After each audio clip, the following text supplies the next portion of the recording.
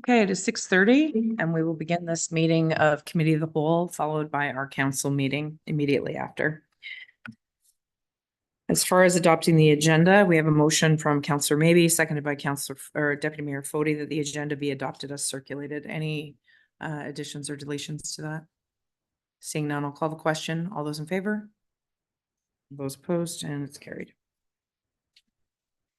Next item is declaration of pecuniary interest in the general nature thereof. Is anybody declaring an interest? Go ahead, please. If we're, and I'm sort of confused in the two meetings, the road grant is on the docket, is it not, the road grant? Road grants.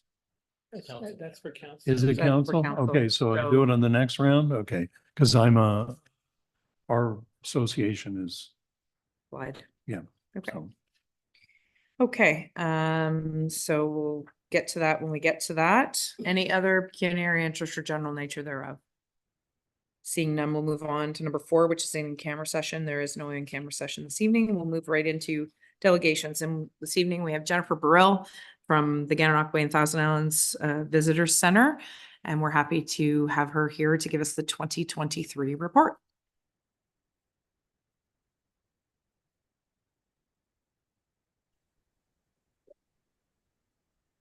Good evening.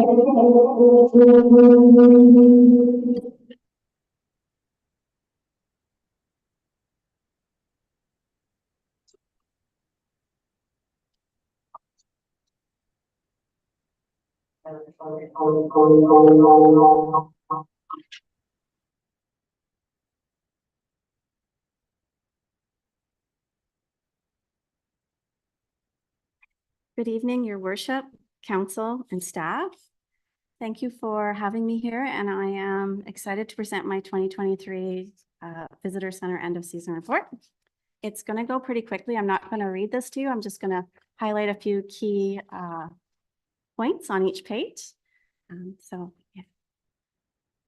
If you could go to the next page, or thank you. So we had a great team this summer.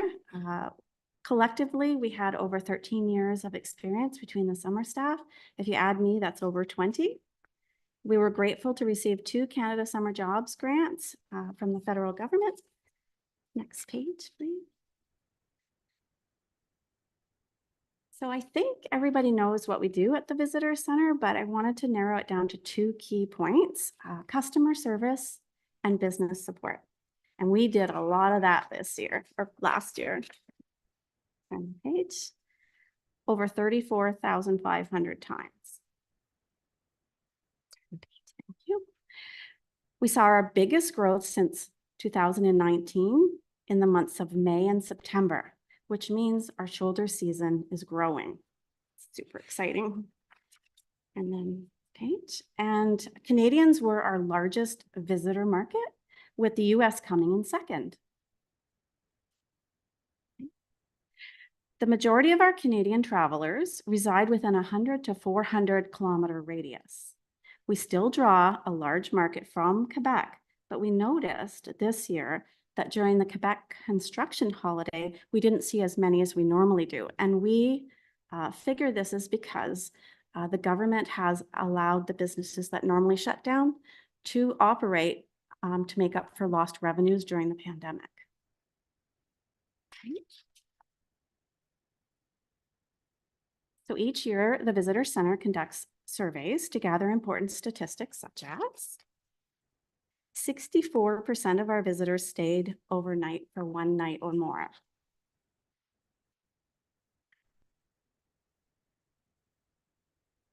And the #1 activity enjoyed was the boat cruises, followed by the scenic drive along the Thousand Islands Parkway, going to the theater, hiking, and shopping.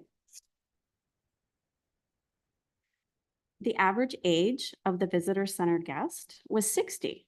And this is valuable knowledge for us because we know how to communicate and connect with them in a way they are most comfortable with, like in person or through email or on the phone, online.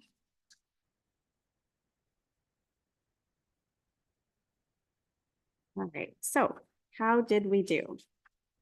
Well, In 2022, the Visitor Center saw a 17% increase in revenues, but in 2023, that jumped to 88%. And our number one revenue generators were our commission sales. We partnered with the Thousand Islands Helicopters and the City Cruises Boat Line to sell tickets for them this year. We also receive commissions from Rockport Boat Line for every coupon they receive from the Visitor Center in their office. We also increased our inventory of merchandise that we sell, and we also sold more rack card display and ad partnerships in the Visitor Center office.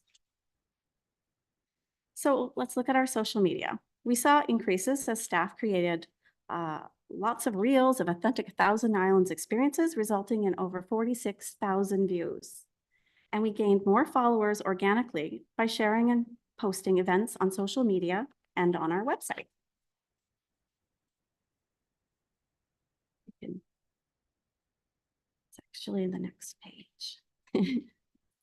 So speaking of our website, we're happy to share our analytics soared, quadrupling last year's metrics. Next. What's next? We're working on the 2024 Thousand Islands Visitor Guide in partnership with the Gananoque Thousand Islands Chamber of Commerce and the Thousand Islands Accommodations Partners.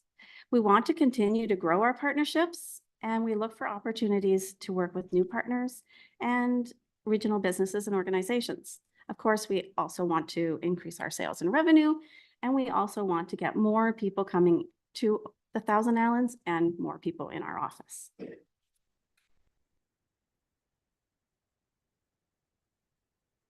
So I've added a couple of testimonials here for you. I won't read them out, but these are just two. I grabbed one off of our Google review and one from our visitor guest book.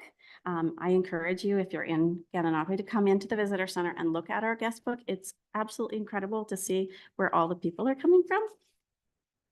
And lastly, thank you.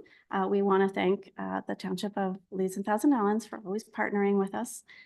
We value you so much, and we value the businesses in the Thousand Islands and Gananoque. We also thank the government for the government grants for Canada Summer Jobs. And that's it. Does anybody have any questions? Any questions from council in regards to the information received here this evening from the delegation? Please go ahead. Thank you, Your Worship, and through you.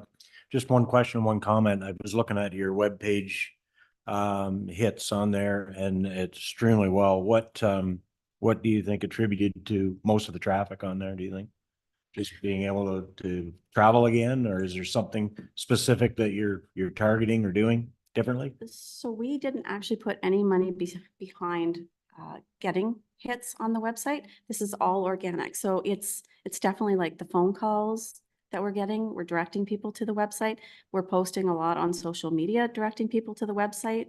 We send out visitor packages all over the world. I believe that's it. Yeah.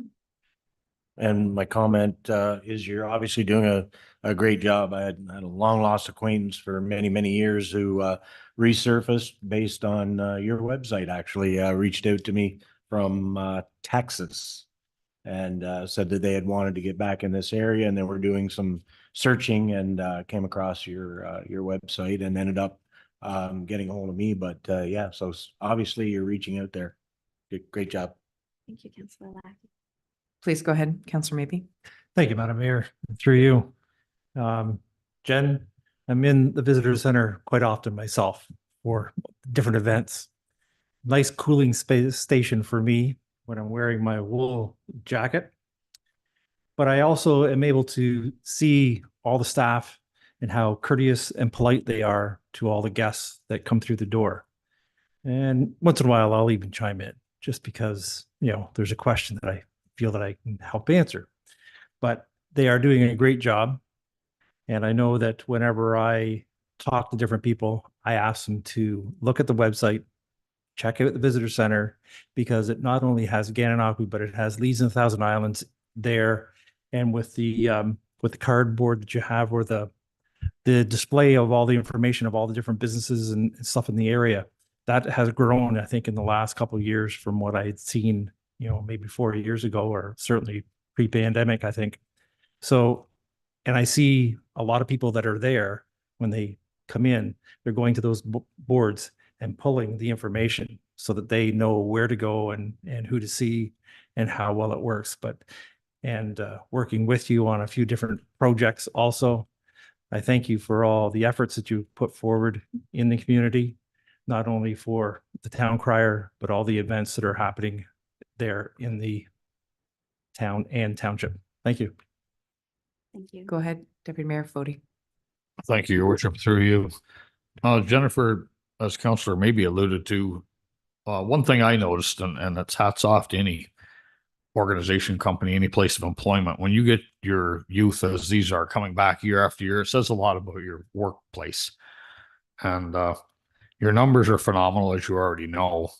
I just thought to myself at home this past weekend going through this, did you leave any wiggle room to increase this year? But my personal thoughts, I'd like to hear yours on this. Your interaction personally with people, do you feel that carries a big sway? Because you hear the negativity on businesses that have gone to automated checkouts, so there's no personal contact. What's your feeling on your personal contact? Thank you, Councillor Fode. So one of the things I actually have argued for the last 4 years was to bring back the visitor guide, because people still come in my office. People still want something tangible. They want something authentic. So the Chamber of Commerce used to do the visitor guide. They did a digital version. It didn't work out so good. So being the first person that people come in and talk to, that's the first thing they ask me for, so that they can leave and look at it at their own leisure. But I think the authentic personal recommendations is, especially for that 60 plus target group, you can't beat it. Younger people, yes, I think are on their social media, on their phones and looking up stuff, and maybe are a little bit more reluctant to talk to people. They want to order everything and have it delivered. But no, the people that are coming, especially to a small community like ours, they want that hands-on, that personal recommendation, the hidden gems, the what should I do while I'm here kind of. I have an hour, I have 3 hours, I have a day or two. And ironically, I had 2 phone calls today looking for boat cruises. Nice. Thank you.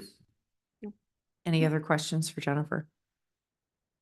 I just have a couple of comments to make. I believe that maybe, and correct me if I'm wrong, part of the success of your website is also linked to the Wanderer project, because a lot of the tags that are there are also going back to the website. Is that correct? Yes. Okay.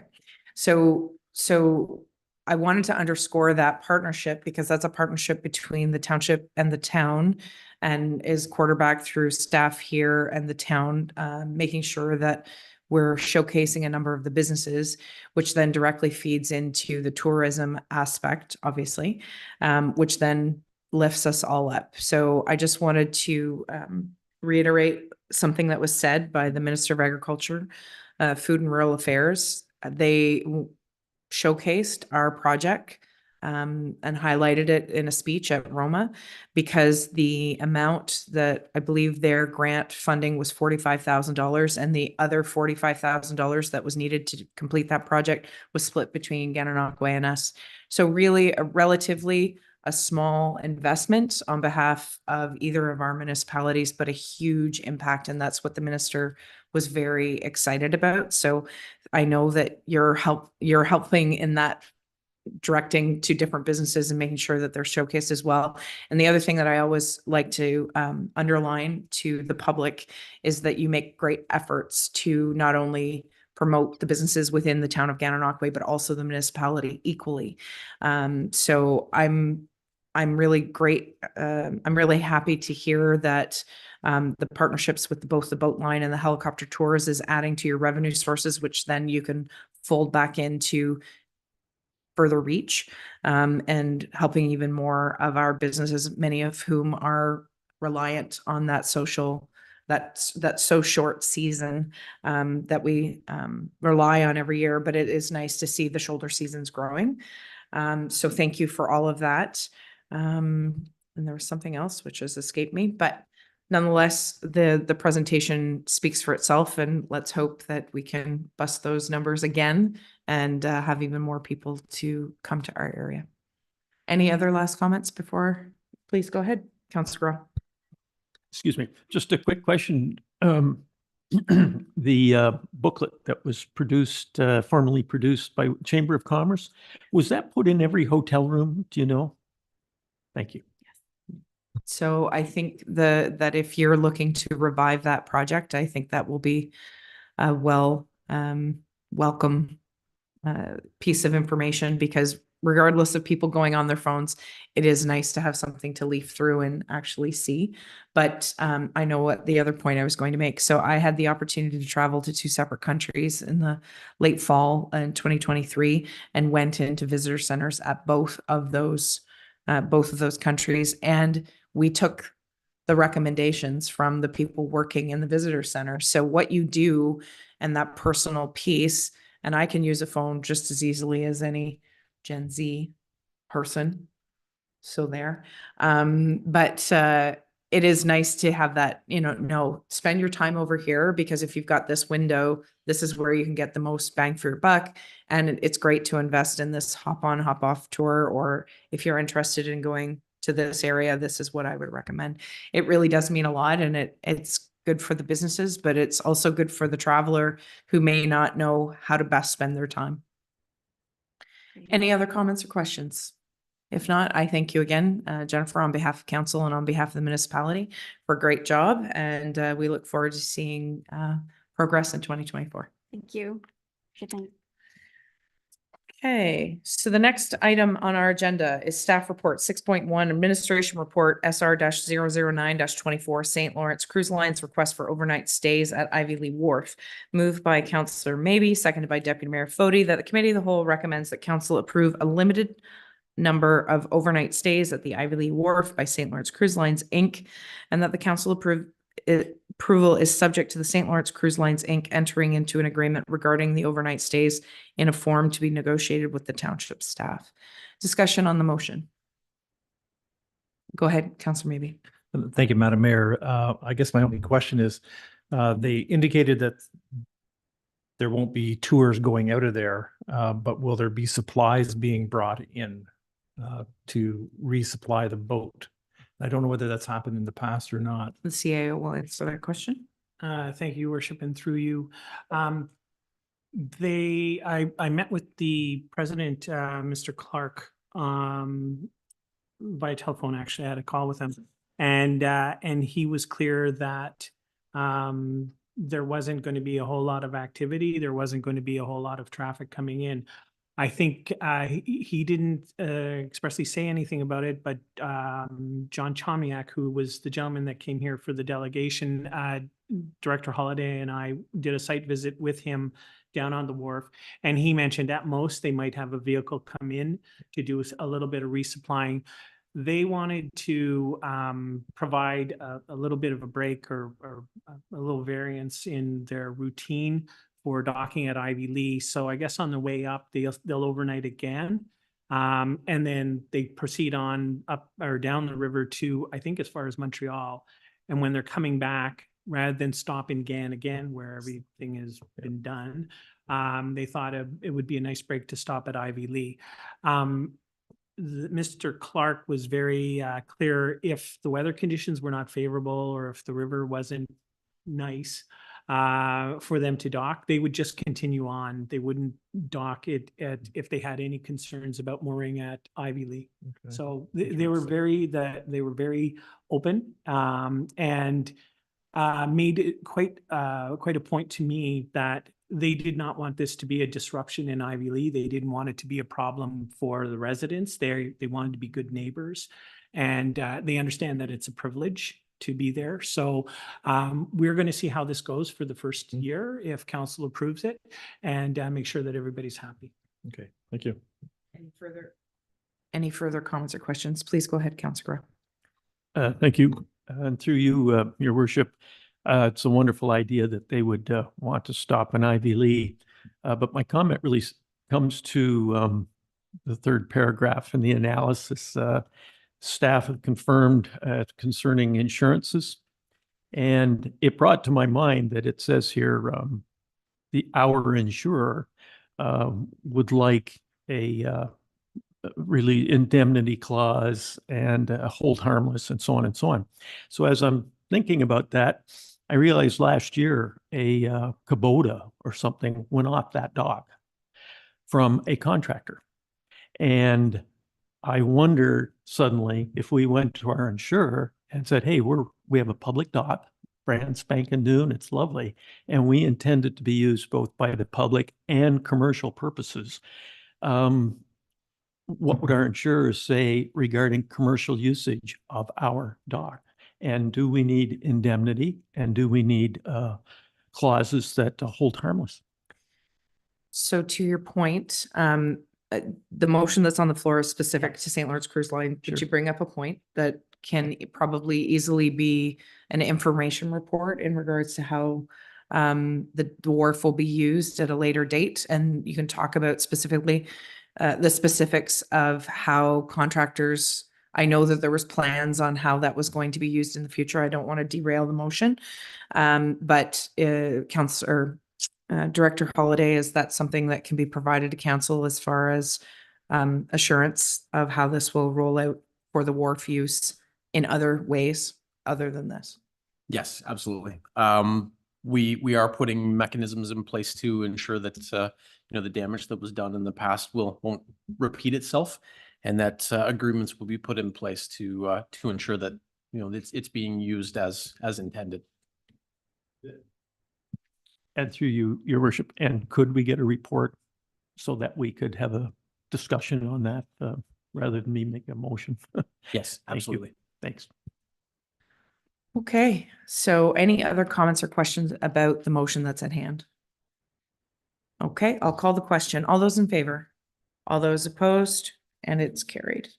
Thank you very much. We look forward to welcoming St. Lawrence Cruise Lines and all of their passengers into our beautiful community, and hopefully they enjoy Ivy Lee as much as we do.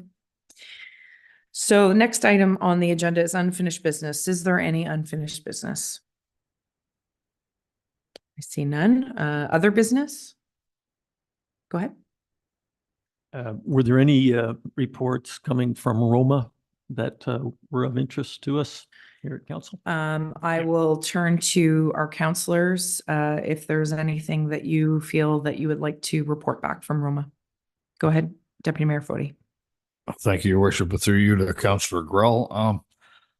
As usual, we split up to take in as many sub meetings as were available to do so. They had some good meetings there. I personally attended a meeting on drainage, municipal drainage to be exact. Chatham, Kent, to the astonishment of about 80 people in the room, have 4,100 municipal drains in their jurisdiction. That number was questioned by a member of the audience later, whether that number was accurate or not, and it is. They are putting a lawsuit out to the railways in general, not one specific CN, or because the railways all pass through their jurisdiction because of the ports, the border crossings. Excuse me.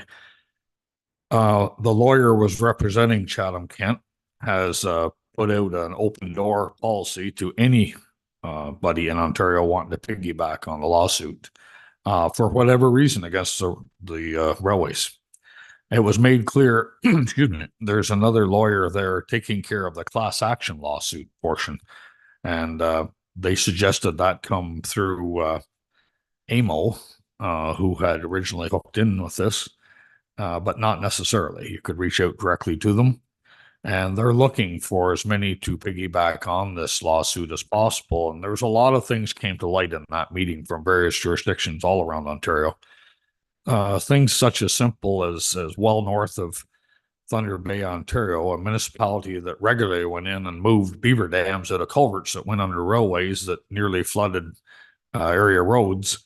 All they had to do was provide jurisdiction. Now they've been told they can't touch it. And of course, that brought out the question, well, you'll do it for us then. No, we're not doing it. It's not our problem.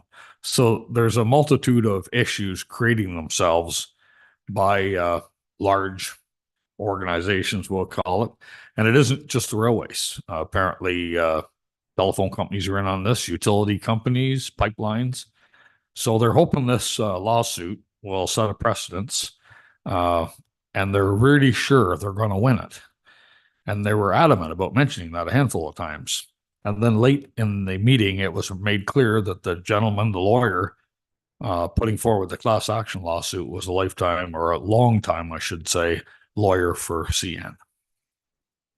So that was kind of a good punchline to hand everybody. There was a number of municipalities. I asked part of that in a question I asked. I said, I'm curious with the number of turnout in this room, how many people have issues with just the railways in particular? And there was likely 40 hands went up. And they're encouraging anybody to jump on board, no matter how small or large your issue may be, to show the government that there are issues here that have been long-standing, understood on a handshake or just a verbal consultation over a phone, which is now all going by the wayside and creating some sometimes serious issues. We attended, Brian, Councillor, maybe did you want to throw in a meeting you attended? Go ahead. I'll let you take it there. Thank you. And through you, Madam Mayor, one of the ones I went to was, retention of staff. And it was very interesting how they swung that around to inclusion of all types of people and how that has played out over the years. So it was a very intense, because there was about 4 or 5 different people, panelists, that brought different aspects of it to light. So it was very enlightening and very well done. And then I'm trying to think of the company's name that was there, but it's escaped me right at the moment. Then something else that Deputy Mayor Fody and I attended on the last day was a panelist on homelessness and how that interacted and what different communities are doing around the province of Ontario. And in doing that, at least 2 of them are doing something similar to the homeless veterans village in Kingston, which now is open, accepting their first residents. There will be an official opening in the summer for that. I've already seen the premises. They're very nice. And it's a similar program where there's a social aspect where the people can get help. And with the panelists, they talked about a certain demographic coming into a certain village and getting the help, which I believe is the better way of going, because there's a target in how to handle and help that person become less or not homeless. So it was a very good response. We also met many people with the help of the mayor. We've seen a lot of people around county and seen a lot of the mayors and councillors who are around. And as they even said, they had a bumper registration of around 1900, where opposed it was 800 to 900 previous year. We got to see all the delegations kind of moving in and around. And to that point, our mayor was part of the delegation for the county. And as I said that day, I thank her very much for the diligent work that she's doing with county on behalf of not only the county, but our township. So thank you again for all your diligent work. Thank you.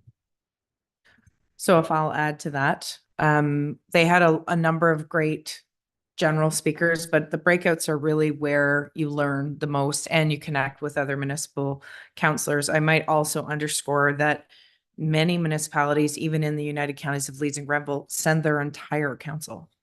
North Grenville sends their entire council. Augusta was the entire council. South Dundas. It's quite interesting, but they use it as much as a learning opportunity, but also a team building opportunity, which poses some challenges, I'm sure, for the clerk. Although most of the time the clerks or a CAO is with them as well. So a lot of the times I'm pulled away to delegations. We had 6 delegations with the county, which I could name most of them, but probably not all of them right now. The two that I led were with MTO speaking about the St. Lawrence Parkway or the Thousand Islands Parkway, the St. Lawrence Parks Commission, and the challenges surrounding the ongoing maintenance and upkeep of the Thousand Islands Parkway.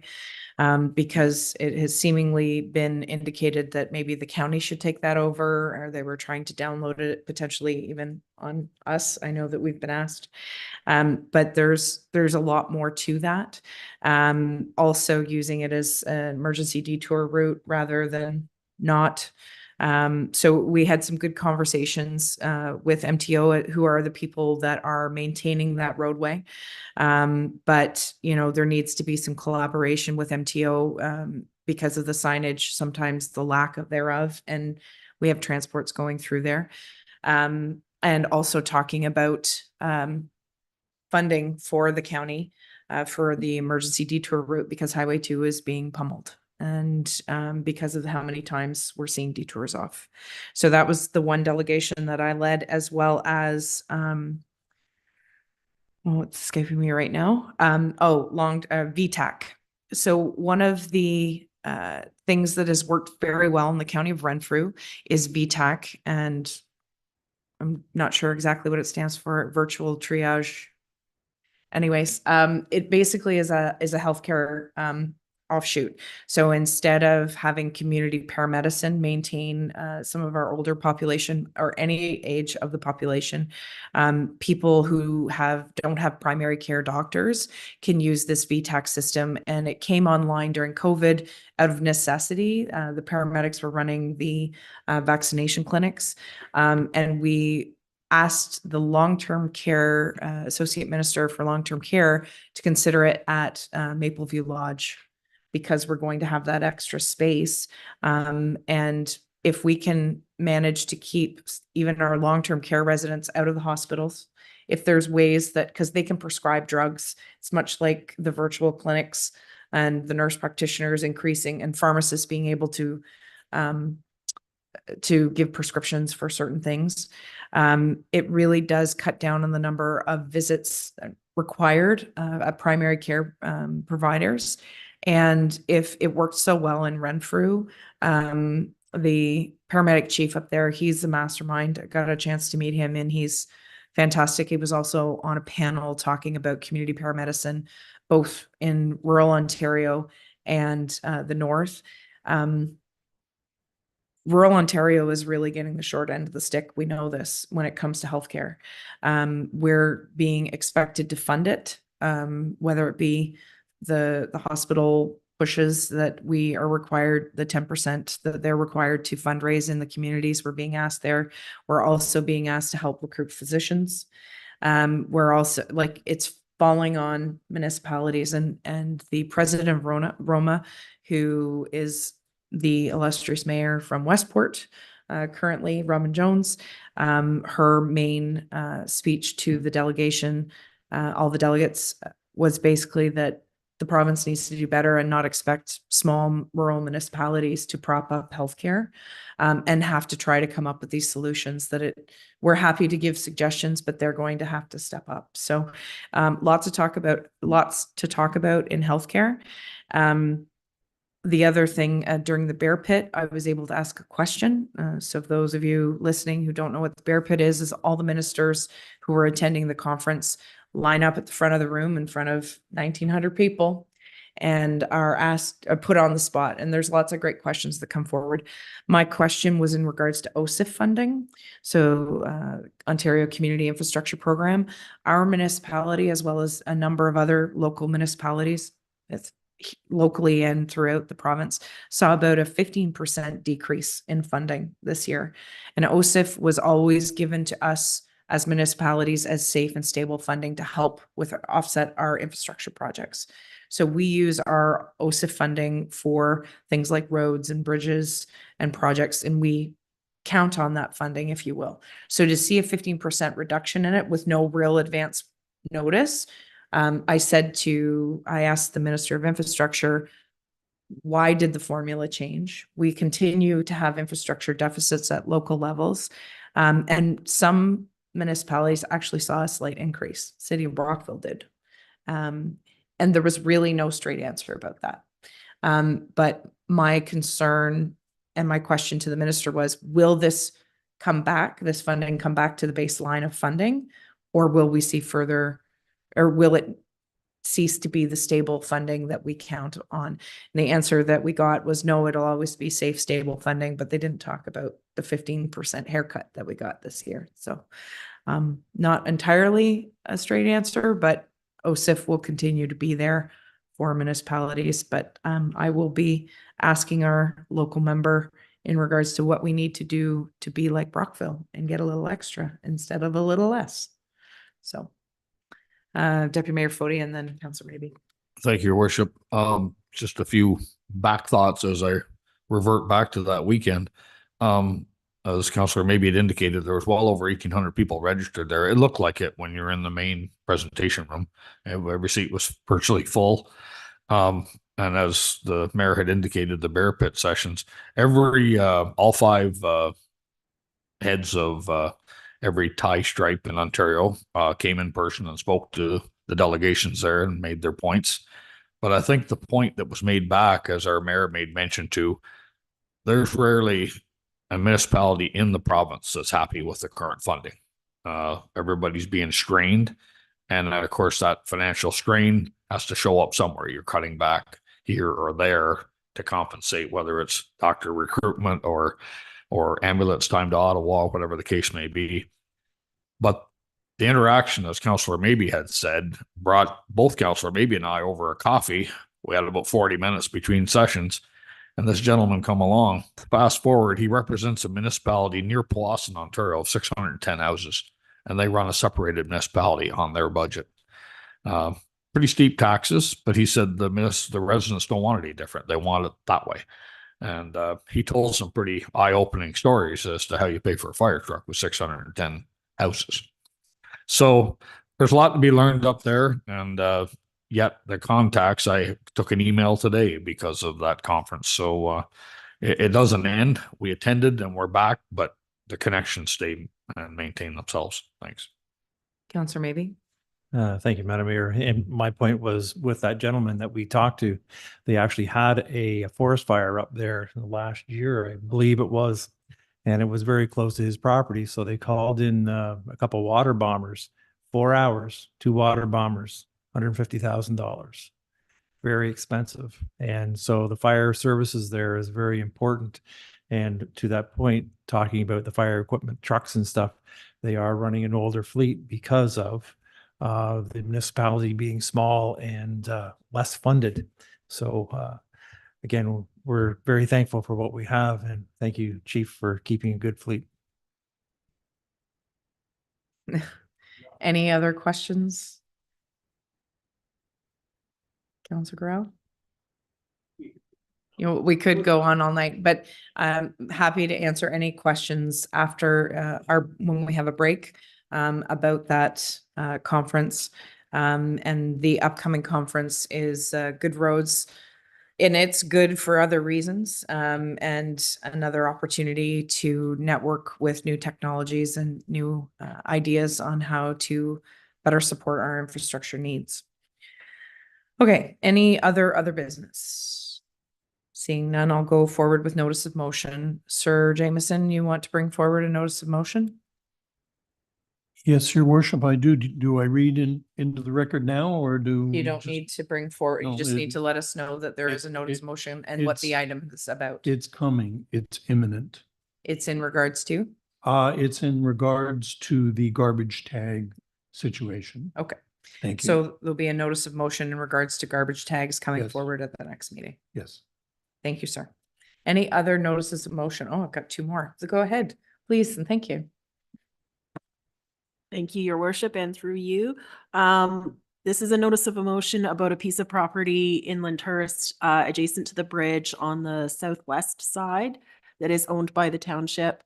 And there's been some interest in the community expressed about possibly doing something with this piece of property, but we need to have more information gathered about it. So do you want me to You don't it? have to read Okay. it, but you're gonna Okay. be asking the staff to come forward. with- Staff to bring a report to the to a March meeting so that we can let the community know where what the Yeah, they're- status of this property is. They're both going to be read out in the next meeting, so Yeah. that's why I'm Yeah. not gonna beleaguer the Okay. point. That's what I, Okay, thank you. Counselor Lackey, go ahead.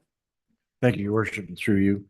I will be asking staff to provide council with information on the regulations and liabilities of site alterations which will be happening or maybe already are to a lagoon located in the township which does not belong to the township. So if we could get some feedback on where we sit with regards to that. So is that also, sorry, that'll be at the March meeting. Yeah. Okay, I just wanted to double check. I'm like, I don't recall that one being on the agenda. Okay, so we have 2 notice of motion coming forward at the next meeting and we have 1 coming in March. And, okay, so with that, any other notices of motion? Seeing none, motion to adjourn the committee of the whole comes from Counselor Jameson, seconded by Counselor Maybe, that the committee of the whole adjourn. All those in favor? All those opposed? And it is carried.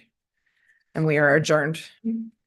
Okay, so with the same, we will use the same link. So we're 10 after 7. Can we go for another half an hour and see, unless anybody needs a bio break? Nope, we're gonna keep rolling. Okay.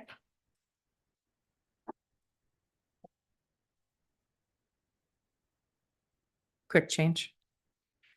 Costume change.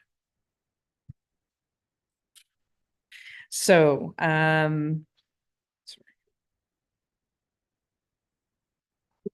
okay, so we will call the council meeting for February to order at 7:11.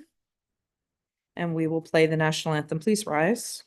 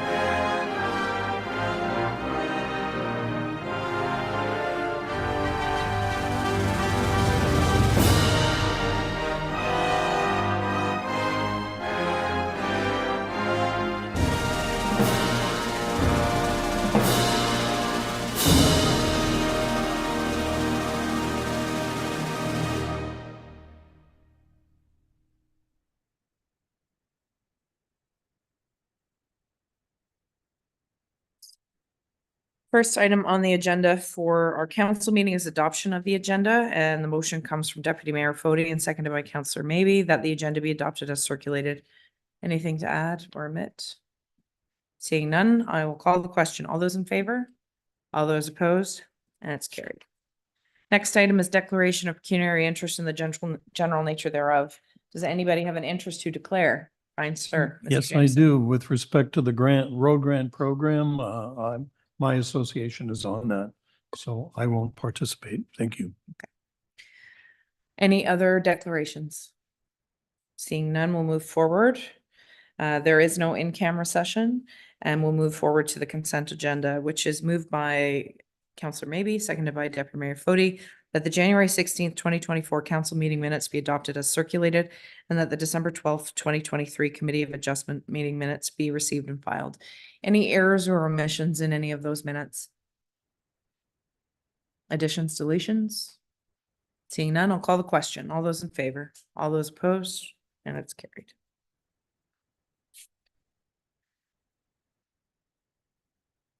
Next item is staff reports.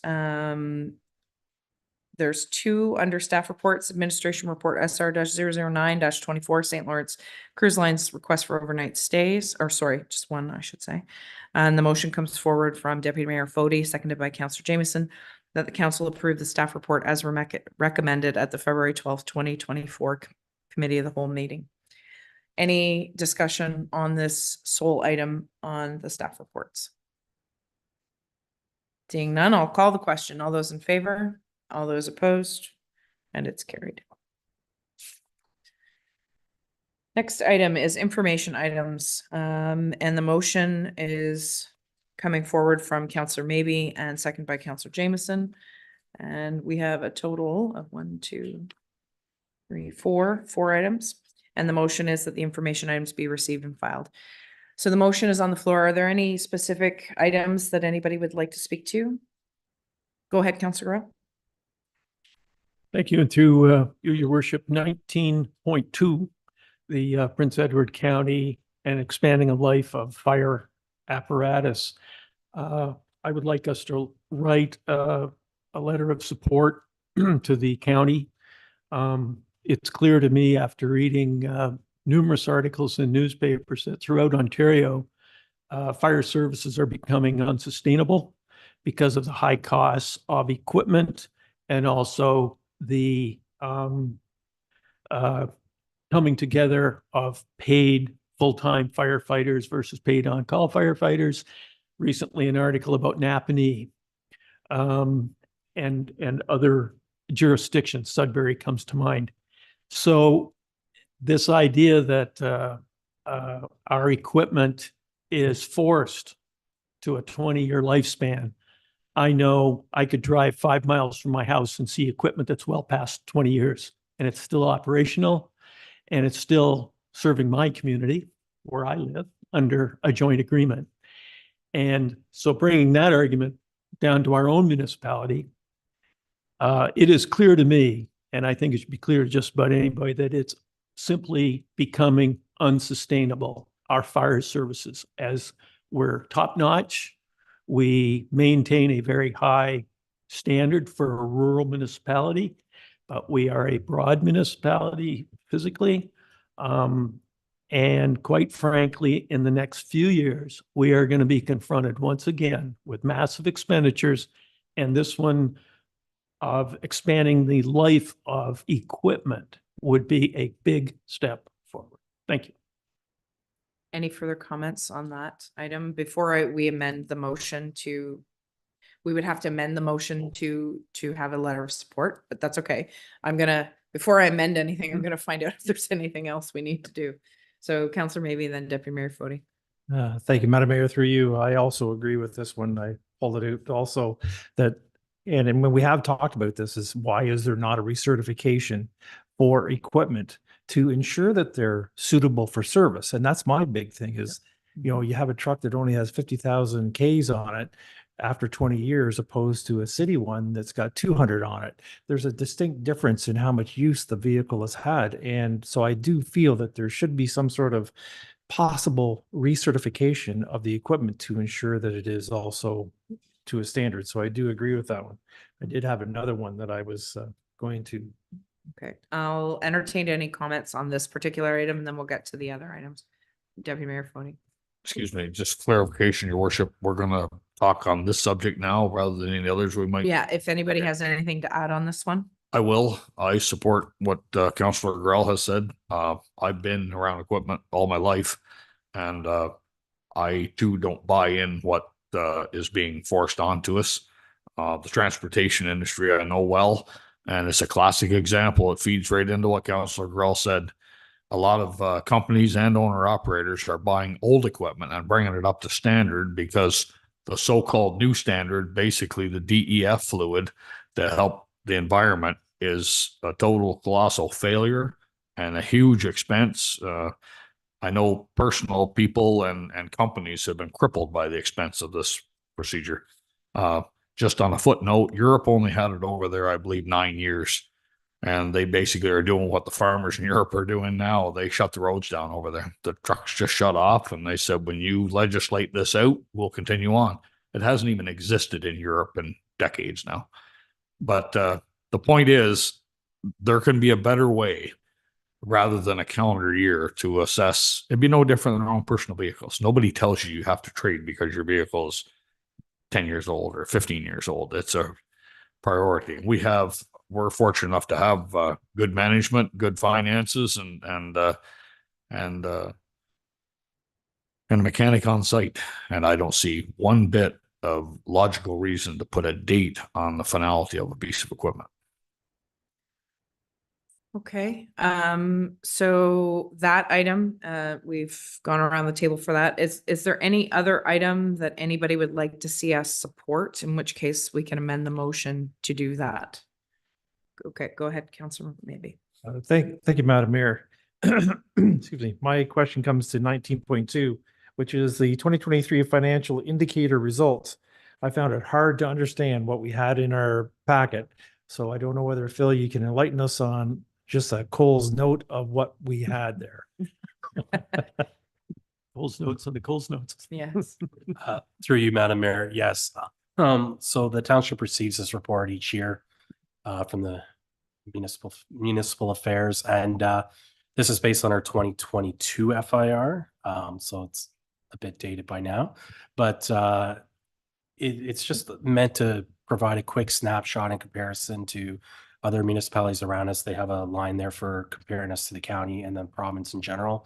And it's just to provide a really quick snapshot of the financial health, whether how sustainable our finances are and how flexible our finances are to manage, and whether any unforeseen circumstances coming up. Beyond that, more detail could definitely be provided with many of these things around when we bring the 2023 financials, because a lot of that ties in. But in speaking with that, there hasn't been really any change year over year. Here, for most of the indicators, we would be in the low percentage, meaning that we are quite sustainable as of now, and we are quite flexible. Thank you very much. Just as follow-up, the reason I say that it's difficult to read is that it has a lot of letters and numbers on a lot of the pages that which there's no reference to. So I'm not sure what those actually refer to. So that's why I say, without a reference guide, you're not really sure what you got. Through you, Madam Mayor, the letters and the numbers are referring to very specific lines on schedules within the FIR, which is basically a spreadsheet with about 90 tabs on it. So without that context, you're really not going to get that. But that it's telling you where the line and the information is pulled from the FIR in case you did want to cross-reference it. But yes. That's why I mentioned Cole's notes. Yes. Okay, so Councillor Deputy Mayor Fody, go ahead.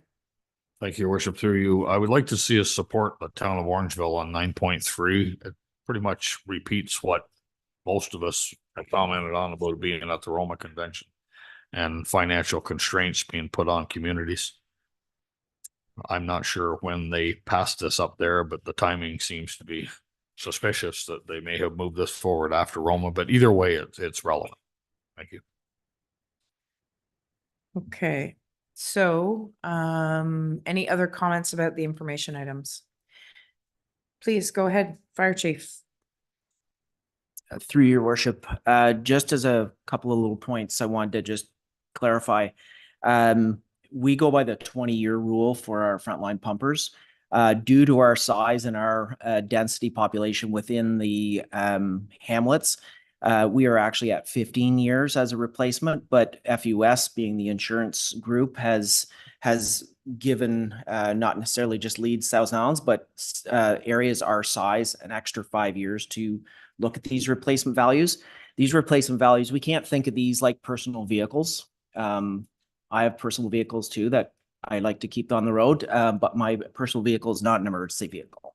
So while I do support the county's initiative in doing this, because I certainly think that there could be some help there, whether or not that's help from the government to help fund some of these purchases. I do know that we actually try very hard to stay within those guidelines, and the insurance companies are the pushers on that, correct? So that's why that's that way. But we're very fortunate to be able to extend that out 5 extra years as well. Thank you. Okay, so under advisement from the clerk, I'm going to call the question on the information items and bring forward a separate motion for letters of support for 19.2 and 19.3 on the council agenda. So unless there's any further comments in regards to the items that are on the information items. Seeing none, I'll call the question. All those in favor? All those opposed? And it is carried.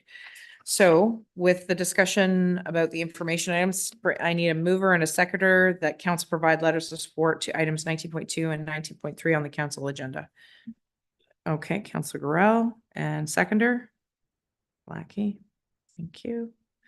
Okay, so the motion is that council provide letters of support to items 19.2 and 19.3 on the council agenda.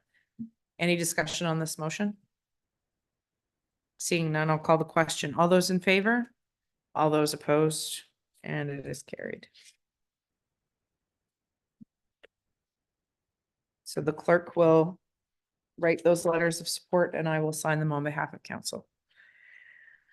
Next items are action required items. So 20.1 planning report SR-011-24 community improvement plan recommendation, and the motion comes forward from Councillor Jameson, seconded by Deputy Mayor Fody, that council grant 3 readings and final passage to bylaw number 24-010, being a bylaw to designate a community improvement plan area and adopt a community improvement plan, and that the council directs staff to implement the financial incentive programs and municipal leadership initiatives of the community improvement plan within the parameters of the capital budget allocations. So discussion on this motion. Go ahead, Madam Planner. Thank you, through you. I would note that we have Jesse McPhail on the line, who's our consultant on this project, who has a brief summary for council to follow up from the public meeting. Excellent. So we will go to Jesse to provide some context. Thank you, Marty and Madam Mayor. Good evening, members of council. I'm sure most of you recognize me, albeit I've got a full beard now, not just a mustache. So hope you recognize me. For those in the crowd who may be in attendance, who don't recognize me or watching the meeting or attending tonight, I am the consultant planner that has been helping the township prepare a community improvement plan over the last, let's say, just shy of a year now. And we can see the finish line, and we're kind of at the finish line right now. And we're really excited to be bringing that forward to council tonight for consideration of adoption. As part of the staff report that was prepared for this action item, we did prepare a brief summary of submissions that were received on the community improvement plan. So these were largely received either before or at the public meeting that was hosted in December.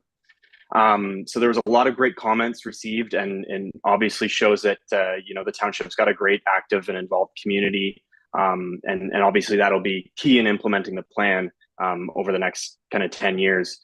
In terms of the comments received, like I said, there is a document that does summarize them, but to provide kind of a brief overview of those, we did take those back and review them with staff and discuss carefully, the recommended actions and what we would be looking at addressing potentially in the plan, or what we would maybe let sit and leave for future revisiting of the plan or potential amendments in the future. So some of the comments received may be addressed in the future if council does on an annual basis through their review wish to pursue an amendment, they can do so. In terms of the structure of the plan and the way the plan is written, there were kind of 3 minor, we'll call it minor changes to the plan from what was presented in December 4th. So I'll note the first is just some minor editorial and technical revisions that were undertaken to just fix some grammar, some spelling, some references. The second was we did hear that there was a desire to incorporate more environmental language and ecotourism language into the plan.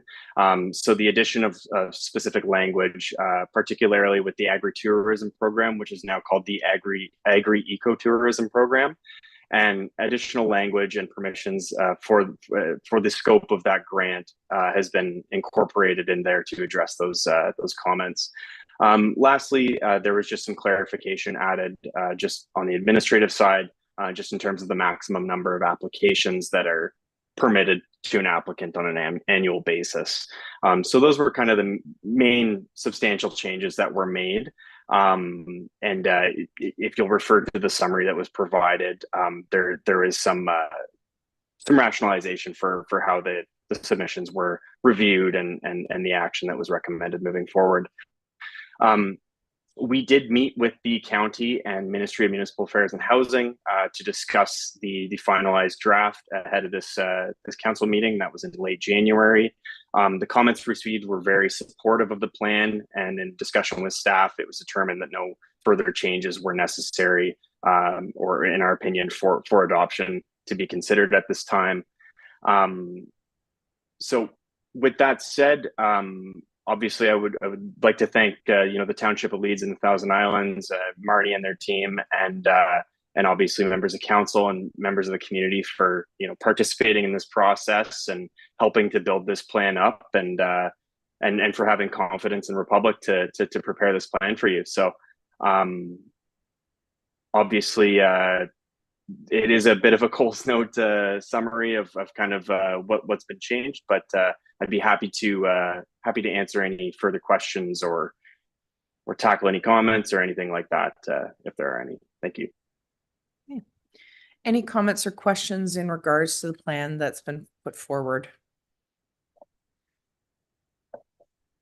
Well, I have a comment. I'm pretty sure our planner or our consultant won't brag about this, but I will. So when our consultant and our staff met with the representatives from MMAH in regards to this community improvement plan, it was said to have been, and I wasn't there, so I shouldn't quote, but I'm going to quote what was told to me, that this was one of the best community improvement plans that they had ever seen. Also, they had never seen a community improvement plan that included the rural areas.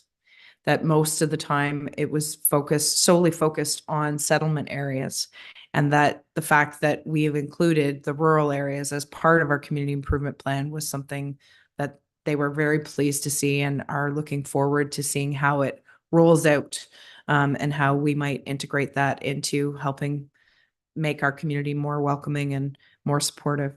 So kudos to the staff and our consultant who worked hard on this plan, as well as all the members of the public who made sure that they got out and made comments to help us form the details that are included in this plan. So I just felt that it needed to be said. So any other comments? Okay, well then we will call the question. All those in favor? All those opposed? As carried. I look forward to, as I'm sure the rest of council does, to see how this rolls out and how it might affect some of our local homeowners and business owners. Next on the items is 20.2 Planning Operations and Corporate Services Report SR-010-24 Single Source Procurement Software Acquisition for PSD Citywide for Planning Development Department and Asset Management Plan Update. Motion comes forward from Councillor Maybe, seconded by Councillor Jameson, that council approve to enter into a contract with the Public Sector Digest Inc., PSD, on a single source basis for the provision of citywide planning, citywide permits and licensing, citywide citizen portal, and citywide payment integration to be funded from the 2024 operating budget, and that council approves staff to enter into a contract with the Public Sector Digest Inc., PSD, on a single source basis for the provision of updating the asset management plan to be funded from the 2024 operating budget. So the motion's on the floor. Any discussion on the motion? Go ahead, Councillor Groh. Thank you. To you, Your Worship.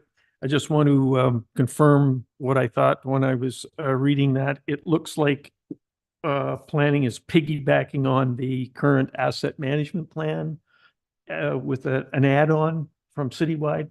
Have I got that correct? Through you, that's correct. So it's not the asset management plan necessarily, but Public Sector Digest is software that we've already invested in. So we would be using the same platform with complementary modules within the existing software so that we could add in so that all staff are using the same software. Yeah, okay. That's what I was getting at. And the cost of that was? Sorry? It's in the report. Yeah, so I've got it right here through you. The cost for the first 87,000, I year think? is 86,000 for the first year, and then subsequent years it's an annual. Off the top of our heads, do we know what our total then is to, what are we paying to Citywide? I know it was started back when Kate advised us to get on that train, saying it was the best software available. I believe that the treasurer is looking that up What right are now. we, how much are we spending a year now on them? Thanks. Okay, we'll give the treasurer a minute. If I'm not mistaken, the original investment with Citywide was about 250,000. 250 or 150? 150. So it was 150 and then the annual, I want to say is 16,000. I'm going by memory. So Top of my head, I was thinking our annual. yeah.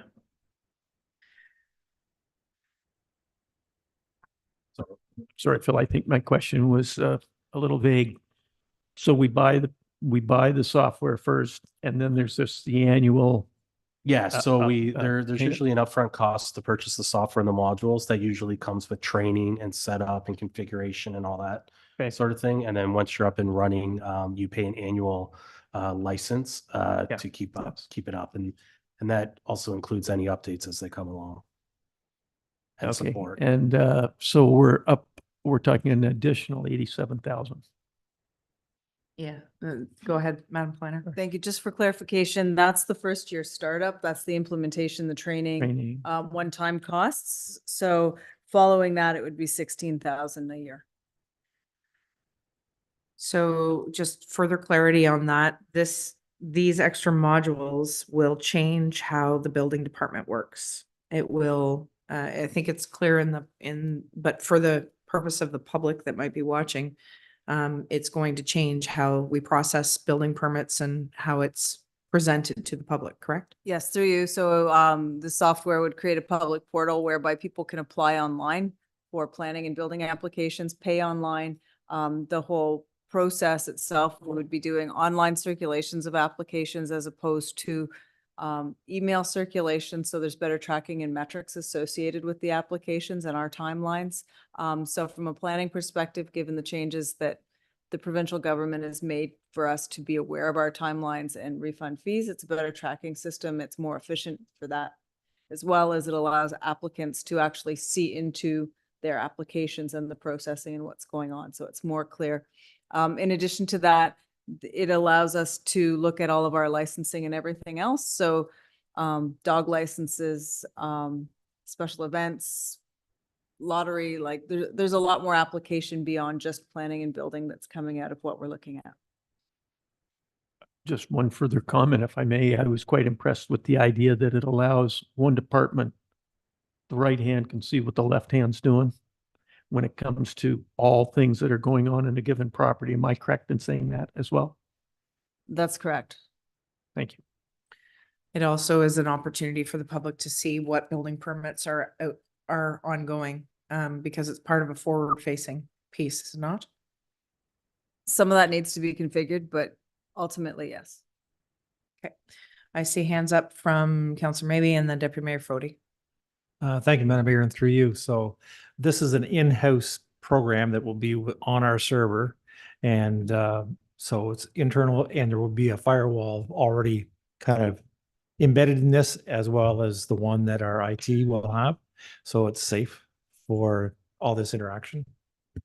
Through you, IT has been involved in this all along the way. So I'm not going to try to speak to it, but they're good with it.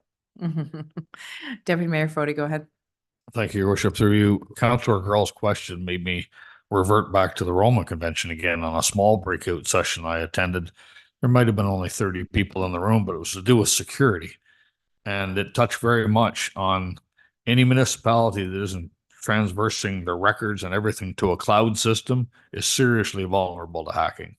And they gave some broad examples without specifying municipalities. And one larger municipality apparently just last year at their budget deliberated and decided not to spend the money at the time. Didn't say how much money it was. And within 60 days, they were facing 7-digit blackmail figures to pay ransom. And so anyway, I couldn't help but feel a little comfort sitting there knowing that our IT department has transversed all our security and such into a cloud system. And when you sit in on and hear a few of the horror stories that were shared up there, you realize there's a reason you need to be in a comfort zone, because as the one presenter said, you can pay now or you can pay seriously later. Excuse me. Phil? Through Madam Mayor, if we're still looking for the number, it's about 28,000 existing. Thank you. Is our annual fee towards the current citywide configuration. But that includes support and updates to the program every Yes. year. Yep. Okay. I think one of the major things that I see in this, as far as benefit is concerned, and I know that we still have a great amount of the population that likes to come in here into the municipality, into the municipal building. There are lots of people that would be very grateful to be able to pay online, not have to bring in their forms, can scan, email them, upload them, what have you. They can still fill them out manually, but they'll be able to upload them and pay. And I'm sure, and if you look at it from a system point of view, if they're paying online, can't go missing. There's always a tracking part of it. So it's beneficial on a number of different levels within the administration side. Any further comments or questions? Deputy Mayor? I thank you, Your Worship. I have to share a funny little story that was shared to me just a couple of weeks ago. One of our residents, he's 94 years old, and he said he likes to pay online as well. The line at the bottom of his check where he signs his name. And we'll still accept that as well. We're happy to accept that. Any other comments in regards to the motion that's on the floor and in regards to expanding our citywide public sector digest contract? Seeing none, I'll call the question. All those in favor? All those opposed? And it is carried. Next item is private road grants. I will ask Councillor Jameson to leave the room, which he is doing. Thank you very much. So the motion that's coming forward is coming from Councillor Garrell, seconded by Councillor Kelman, that council approve the allocation and payment of 25,000 in private road grants maintenance stream as recommended in Operation Support SR-012-24. Discussion on this motion. Go ahead, Deputy Mayor Fody. Thank you, Your Worship, through you. Just curiosity, I didn't take the time to look up, how does this 377.25 compare to last year's per kilometer rate? Thank you, through your worship. And I knew you were going to ask me that question. I'm going to look that up right now because I just realized it's not in the report, which I usually do include. So I will find that. Sorry about that. and I could provide have looked it back. up myself, but it wasn't until sometime yesterday morning that I put a question mark on here. Get that info right away. I can ask you an easier question though. Are we getting repeats from the same roads grants? They're starting to realize the value in this and they're repeating the request for application. Yes, thank you, through your worship. We are getting repeats and we're getting more private lanes that are joining on as well. And the documentation that we're receiving is a lot more consistent than when it was when I took this over 3 years ago. So they're on the program, they understand what the requirements are, and they see the benefit of applying for it. Good. Yep. So any other comments or questions in regards to this private road grant or maintenance stream, not capital? Capital stream will come up at a different time. So Councillor or Deputy Mayor Fody, are you okay to get your answer after he finds it, or do you offer? Okay. It won't affect your support one way or the other? Okay, so all those in favor of the motion at hand? All those opposed? And it's carried. So we'll ask Councillor Jameson to come back into the room.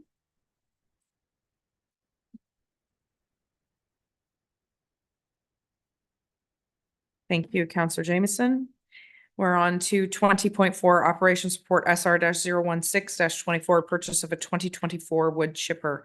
Motion comes forward from Councillor Kelman, seconded by Councillor Gorell. The council authorized staff to proceed with the purchase of a 2024 Vermeer BC 1000 XL wood chipper from Vermeer Canada in the amount of $70,666.50, inclusive of the net HST. Discussion on the motion.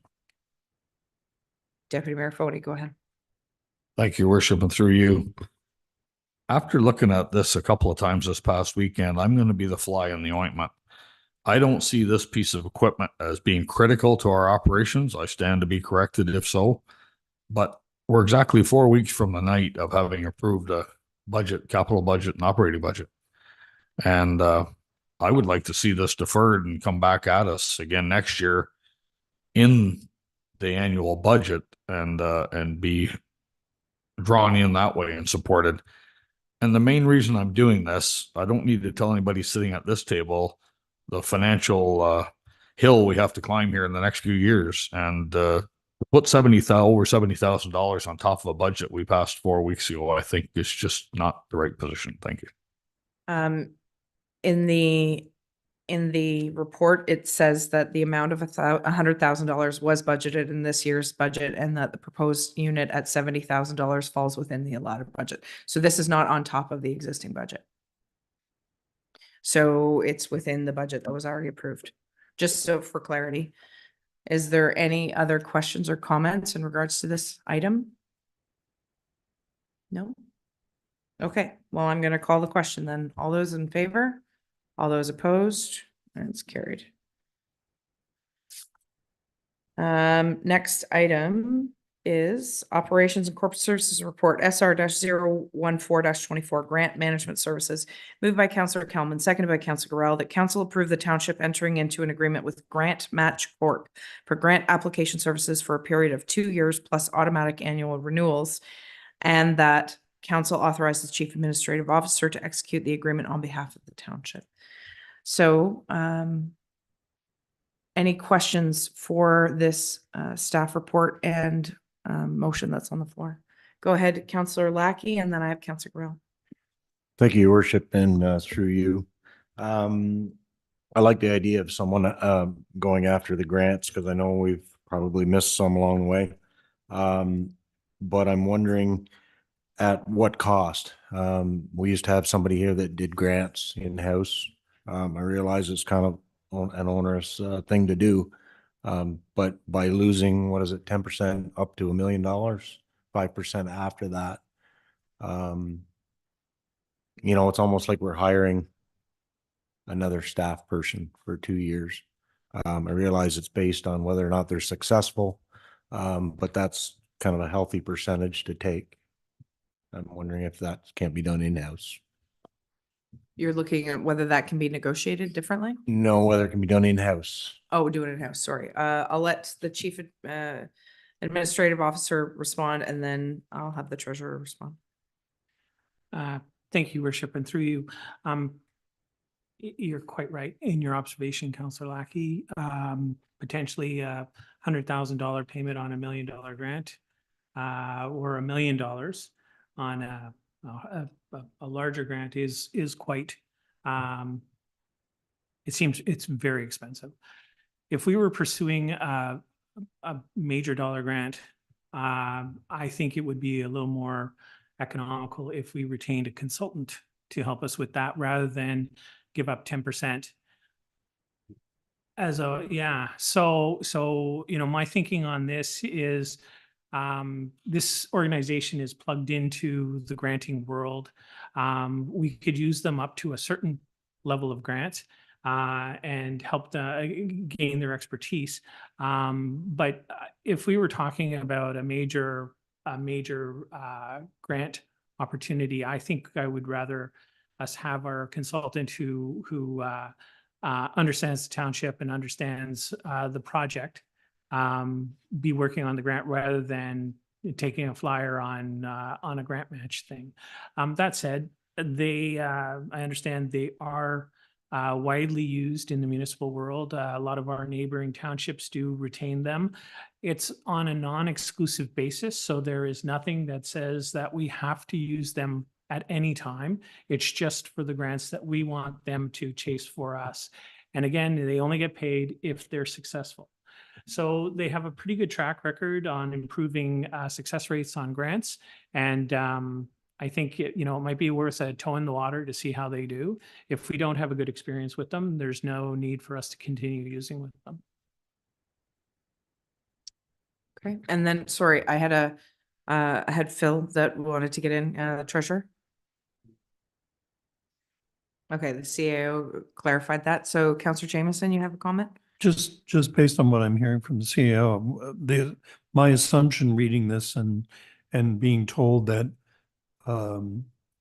this does not preclude the opportunity for us to use other grant writing services, say local ones. But my assumption then, based on the report and based on what I've just heard, is that you would be looking to rather large efforts as opposed to the $50,000 one or the $20,000 one, because you can get lost in the fog on those. But I mean, you've got to be getting these people to focus on the big stuff. I'm asked, that's a question. So the way they work, as I understand it, they will sit down with our staff and say, what's your upcoming year or 2 years or 3 years look like? And they'll see the work that we're doing, and they will basically keep their eyes open for grant opportunities based on the work that we would like to get done during the year. And so they'll come to us with, hey, here's a grant opportunity. And then the decision is ours, whether we want to have them work on that opportunity or not for us. I see them, there's always lots of grants out there that aren't, the multi-million-dollar grants, but the $50,000 grants, the $30,000 grants. If we have a firm that's out there tracking those opportunities for us and coming to us, I'm happy, personally, to have some firm look after, a $30,000 grant that we don't have to worry about. And we pay them $3,000. For the bigger opportunities, I think it's a bigger consideration. Do we go with a grant match given their fee structure, or do we retain a consultant at probably something lower? I can't see a consultant charging us, $1 million to do a grant application for a $10 million opportunity, or however it works out with the fee structure. So I think there are definitely cases when it makes sense economically to use grant match. And then there's other ones where it makes better sense to either do it in-house or contract out the expertise to a third party. Like JL Richards, for example, has helped us on grants in the past on particular public works things. So they have, the nice thing is they understand what work we are doing, and they understand the township. And they also have the technical lingo that they can put into the grants as well for us. So. Okay, Deputy Mayor Fody, go ahead. Thank you, Your Worship. Through you to our CAO. Do you know, does Grant Match Corporation, are they automatically in receivership of every grant that's put out there, or do they have to search daily as well? I believe they have a team that check the websites of the FCM and the usual suspects in the granting world. So they monitor the federal government, they monitor the various departments or ministries of the provincial government, and then the associations that are out there. And if you had the resources in-house, we could do that, but it's a full-time job, and I suspect they do it nationally.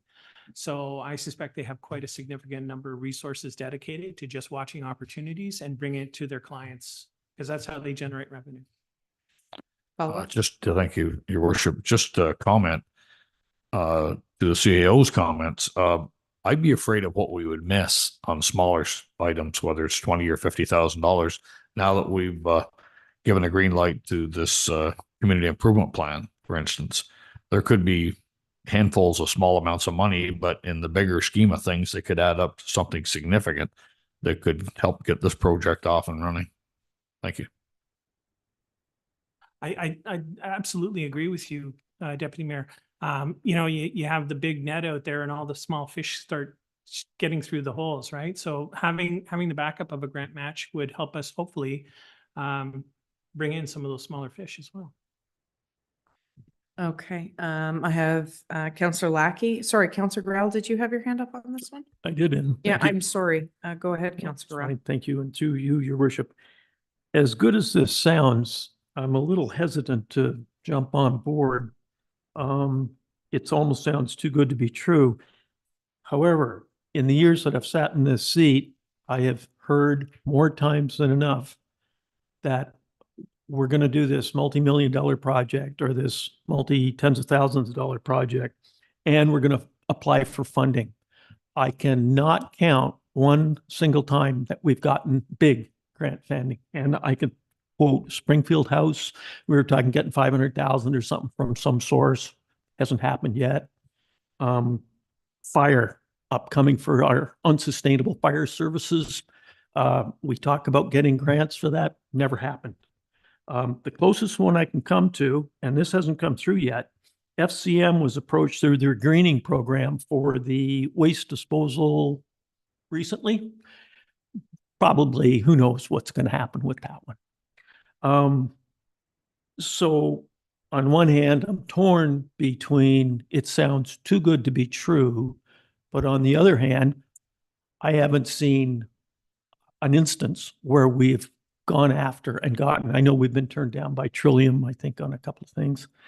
So if this is, and my next question would be procedural with this, and it would be, should we set, as we do in procurement, should we set some kind of limits that ask for a staff report to come back to council after a certain threshold of, I don't know, $100,000 or something? Do we want to make a procurement style of processing for that, so it's not in the back room saying, oh yeah, we hired them to do this and we haven't heard back, or something of that nature? So rather than vote on this tonight, I wouldn't mind deferring that and giving our staff some time to think about the process. So your ask is, just so that I'm clear. Yeah. Your ask is for staff to come back with potential thresholds for applications for this program. So only using them up, for example, up to $500,000. That may be ridiculous. It's just that tonight I haven't had time to digest this report. It just sounds too good to be true. And if it is, it's good. It's just that I would wonder, should we have something further procedurally? Okay. Thank you. So I'm gonna go to Councillor Lackey, and then I'll go to Deputy Mayor Fody, and then Garel. I don't want to lose this one, but at the same time, if you're asking for a deferral, I don't want to beleaguer the point. So Councillor Lackey, go ahead. I would go for the deferral right off the top. But my question is, if you've got somebody who's there's only one pot of gold, and you've got this person, these people that are keeping track of that pot of gold, but they represent numerous clients after that same pot of gold. I mean, how do we know that we're being represented to the best of their ability, that we get that if they're representing 3 other municipalities for the same money? How do we know there's no favoritism? How do we know that they're really representing us well? Who knows the township any better than our staff does, and why we need the money, what it's for, what we're going to do with it, the details of all our projects? That's here. They don't know what we're doing. They can come in and they're going to get the same information from us. So why are we letting someone else do something that we can be doing and not pay 10% or 5% or 50,000 or 100,000? Okay, so we have potentially a deferral on the docket. Do either one of you want to speak to, before I entertain the deferral, is there anything else you want to ask? Go ahead, Councillor Maybe, and then Deputy Mayor Fody, and then Jameson. Thank you, Madam Mayor. And through you, my question comes from how do they get paid? Because it did say in the document that none of the grant money can go to the payment. So do we have a line item in our budget that's going to cover some of these hundreds of thousands of dollars? Thank you. So I'll let Phil speak to that. Through you, Madam Mayor. So I do have experience in my previous employ working with grant match at other municipalities. So in terms of how they get paid, if they are successful, they do get their share per the agreement. And you would work that into the capital budget. So for example, if it was a $500,000 project, they got a $500,000 grant, we owe them 50. We would budget that project that net, we're getting 450 from the grant, and we would have to come up with 50,000 of our own. So that's generally how it's budgeted when you are using it towards capital programs. And alternatively, with the other option that was given by the CAO, if we were to hire separate consultants, we would be out that money regardless of whether we were successful, whereas with grant Well- match, we don't have to pay up front. Just for clarity. Yeah, so if under the CAO scenario, really that project would cost $550,000 because we're paying a contractor or a consultant $50,000 more, 50 would go to the consultant, we'd get 500. So it's kind of, That's if we're successful. yeah. Okay. So Well- Counselor Maybe. Just as a follow-up then, because some of these projects have to be shovel ready before we ever proceed to go to grant, we're already set the bar of what the cost is. So once we get there, are we going to add that bar cost in there for this company to do it opposed to ourselves? It's just, there's a lot of money to be given in gratitude for them getting the grant for us. I'm just trying to see how that works. Through your worship. Yes. They have a shovel ready, the application to be successful, that if we were using them for that grant, we would build in that contingency within the budget as if we were successful and they were paid their fee. I can tell you in my experience in the past, similar to what the CAO said, we generally use them for sort of mid-range grants in the few $100,000 range.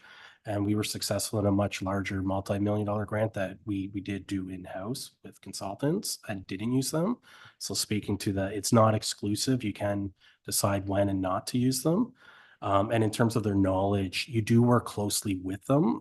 So they do have an intimate knowledge of what we're working on and what we need to do. And I think, not to speak specifically to them, but one of the main advantages, there is very much an art to grant application writing, and some of these programs, it's very competitive, and they know how to write these reports, and they're not going to they spend a lot of time and resources and staff. They have about 50 staff across the country working full time on this. So they're not putting that in without the hope of securing us the grants. And so they really do put into that, and there really is an art to those applications. Okay, Deputy Mayor Fody and then Counselor Jameson. Thank you, Your Worship, through you. Just a few comments. I wouldn't expect our staff to be any different than they are day to day now. If there's a grant coming through and they see it, they're going to jump on it, make sure that somebody knows. Now they got a place to point to if they wish. And I think it's been clarified by the CEO, grant match is success driven. We don't pay them unless they are successful in gaining a grant for us. And to Councillor Lackey's point, I'd be more surprised if they're working with even 100 municipalities in the province. I'd be more surprised they aren't representing 50 on a financial application to go in. I don't think it's any surprise to a municipality that we wouldn't be alone in an application bid. But these monies that are put out there, they're put out there just for that purpose. They're for one and all if you qualify. I would like to see, as a small fish representation, I would like to see just how many small fish they can find. That I don't think, I'm not a fisherman, but for those that do, I'm sure you're not looking for the minnows, but if you go to the right restaurant, they're available. Thank you. Counselor Jameson. Just to echo the treasurer's comment about the art of grant writing, it's also a science, so its own way too. And I'm not so far out of my old life that I know that you're going to get $1 million, you're going to spend 100,000 at least. That's just the way it works. So I would be inclined, I would support this, but I would be inclined to encourage staff to go after the big stuff and leave the little stuff and start to work some of that. Because to Councillor Lackey's point, we may have the information, but we just don't have the time, the energy, and the bodies to try to generate these things in a robust way. So I would support this, but I would encourage staff to do two things. One, stick with the big stuff. And two, to Councillor Gorell's point, I think it's very important to report to us periodically on how it's really going, even if that is in some nature has to be in camera because of some of the wrinkles in these this grant writing business. But I do think the accountability through the process is as important as anything else we do with respect to building a fire station or whatever else. Get some money for the fire station and then Councillor Gorell will forgive me. So that is my point of view in this. Thank you. Councillor Kelman, do you have anything to add to this? Thank you, Your Worship. No, I don't. I asked my questions ahead of time. Thank you. Okay. So I don't have a deferral on the floor at this point. If you wanted to put it forward, you're welcome to. Otherwise, I'm going to call the question as it's written.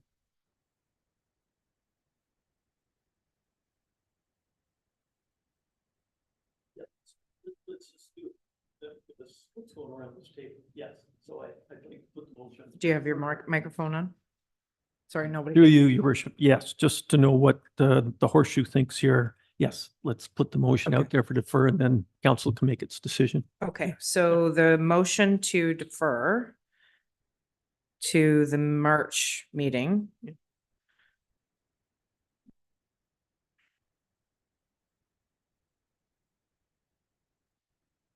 Meeting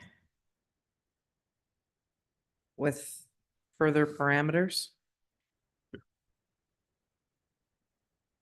Thresholds, sorry, further thresholds for grants. Thanks for writing that. Be included, sorry. Thank you for your patience.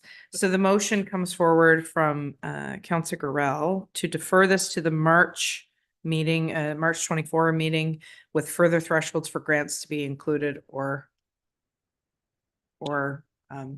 excluded. Councillor James, I don't have a seconder for the deferral yet. Okay. Sorry. Procedure. Procedure, I'm just the wording. I thought the issue of reporting is the thresholds. Yes, I get that. But what about an aspect of the report back to us in that deferral motion so that when staff comes back, we have not only some idea about thresholds, but also the accountability structure is kind of what I'm going for there to keep with the conversation. Okay, so I've added onto your deferral. I don't have a seconder yet, so it's not complete. That's right. So the motion to defer is put on the floor by Councillor Gorell, back-ended by Councillor Jameson. To defer to the March 2024 meeting with further thresholds for grants to be included or excluded and an accountability structure. And I think that the staff has heard the discussion around the horseshoe that you can, you understand what? No, I don't.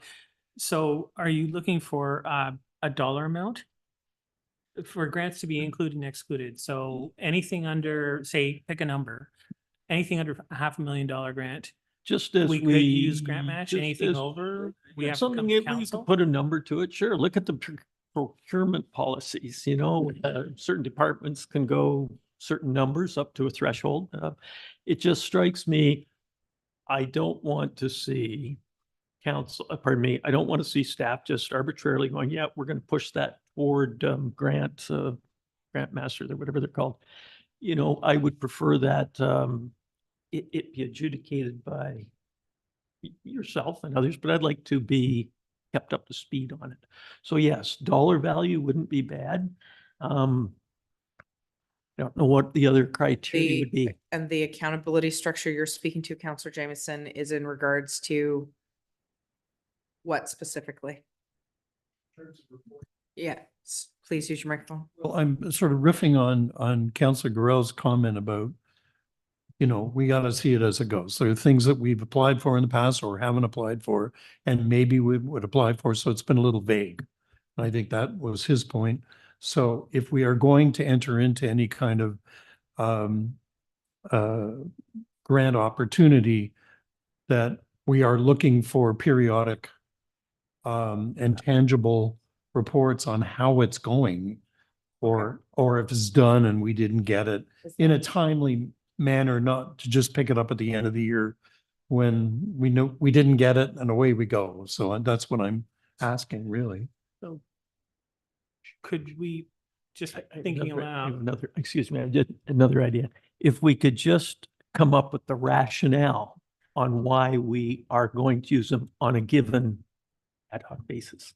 In other words, so then you want us to come to you every time we're going to use them for what and you're, then throw in a regardless of the threshold. size of the and grant? Then no, and then throw in a threshold, a dollar So value. you're saying for anything over a certain dollar Yeah. amount, then it would come back. And to just a council. rationale, you know, so we can go, yeah, that More of sounds an reasonable. information report then? Yep. Yeah. Does that Um, make any, okay, so leave I mean, this that's deferral with transparent. me for 2 seconds. So Councillor Gorell has put forward a motion to defer to the March 2024 meeting with further thresholds for grants to be included or excluded and an accountability structure. So I need a seconder for this deferral before it can be discussed. Councillor Lackey. Okay, go ahead, Mr. CAO. So, Your Worship, thank you. I'm wondering if we can't simply amend the main motion to add in, and we can pick a number tonight for a grant, and that staff will report to council accordingly. And As things are applied for. yeah, and then we can move forward with this. Okay, so that's a piece of information that the CAO has added that we could put into the main motion, but the deferral is on the table right now. So rather than waiting a month to come back with that, the CAO is offering that we could amend the main motion tonight. So that's on the table, but I'm.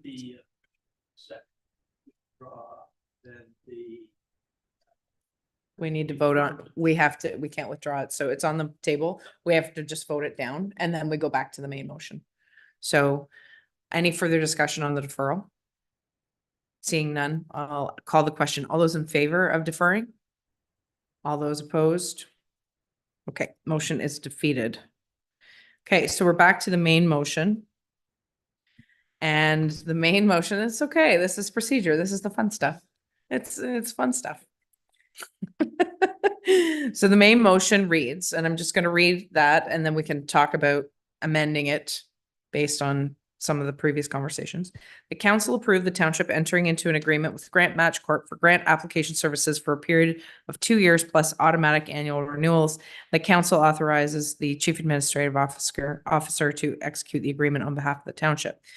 So that motion was moved by Councillor Kelman, seconded by Councillor Gorell. So there would need to be an amendment based on threshold, based on the current, or based on the previous discussion, based on threshold and expectation of reporting. So if anybody wants to make a suggestion, because I'm at a loss on how to write this.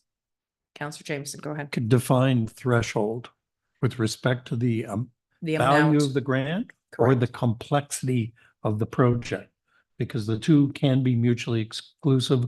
I'm sorry, I'm ruining your evening. You're no, but- well, you're fine by but- me.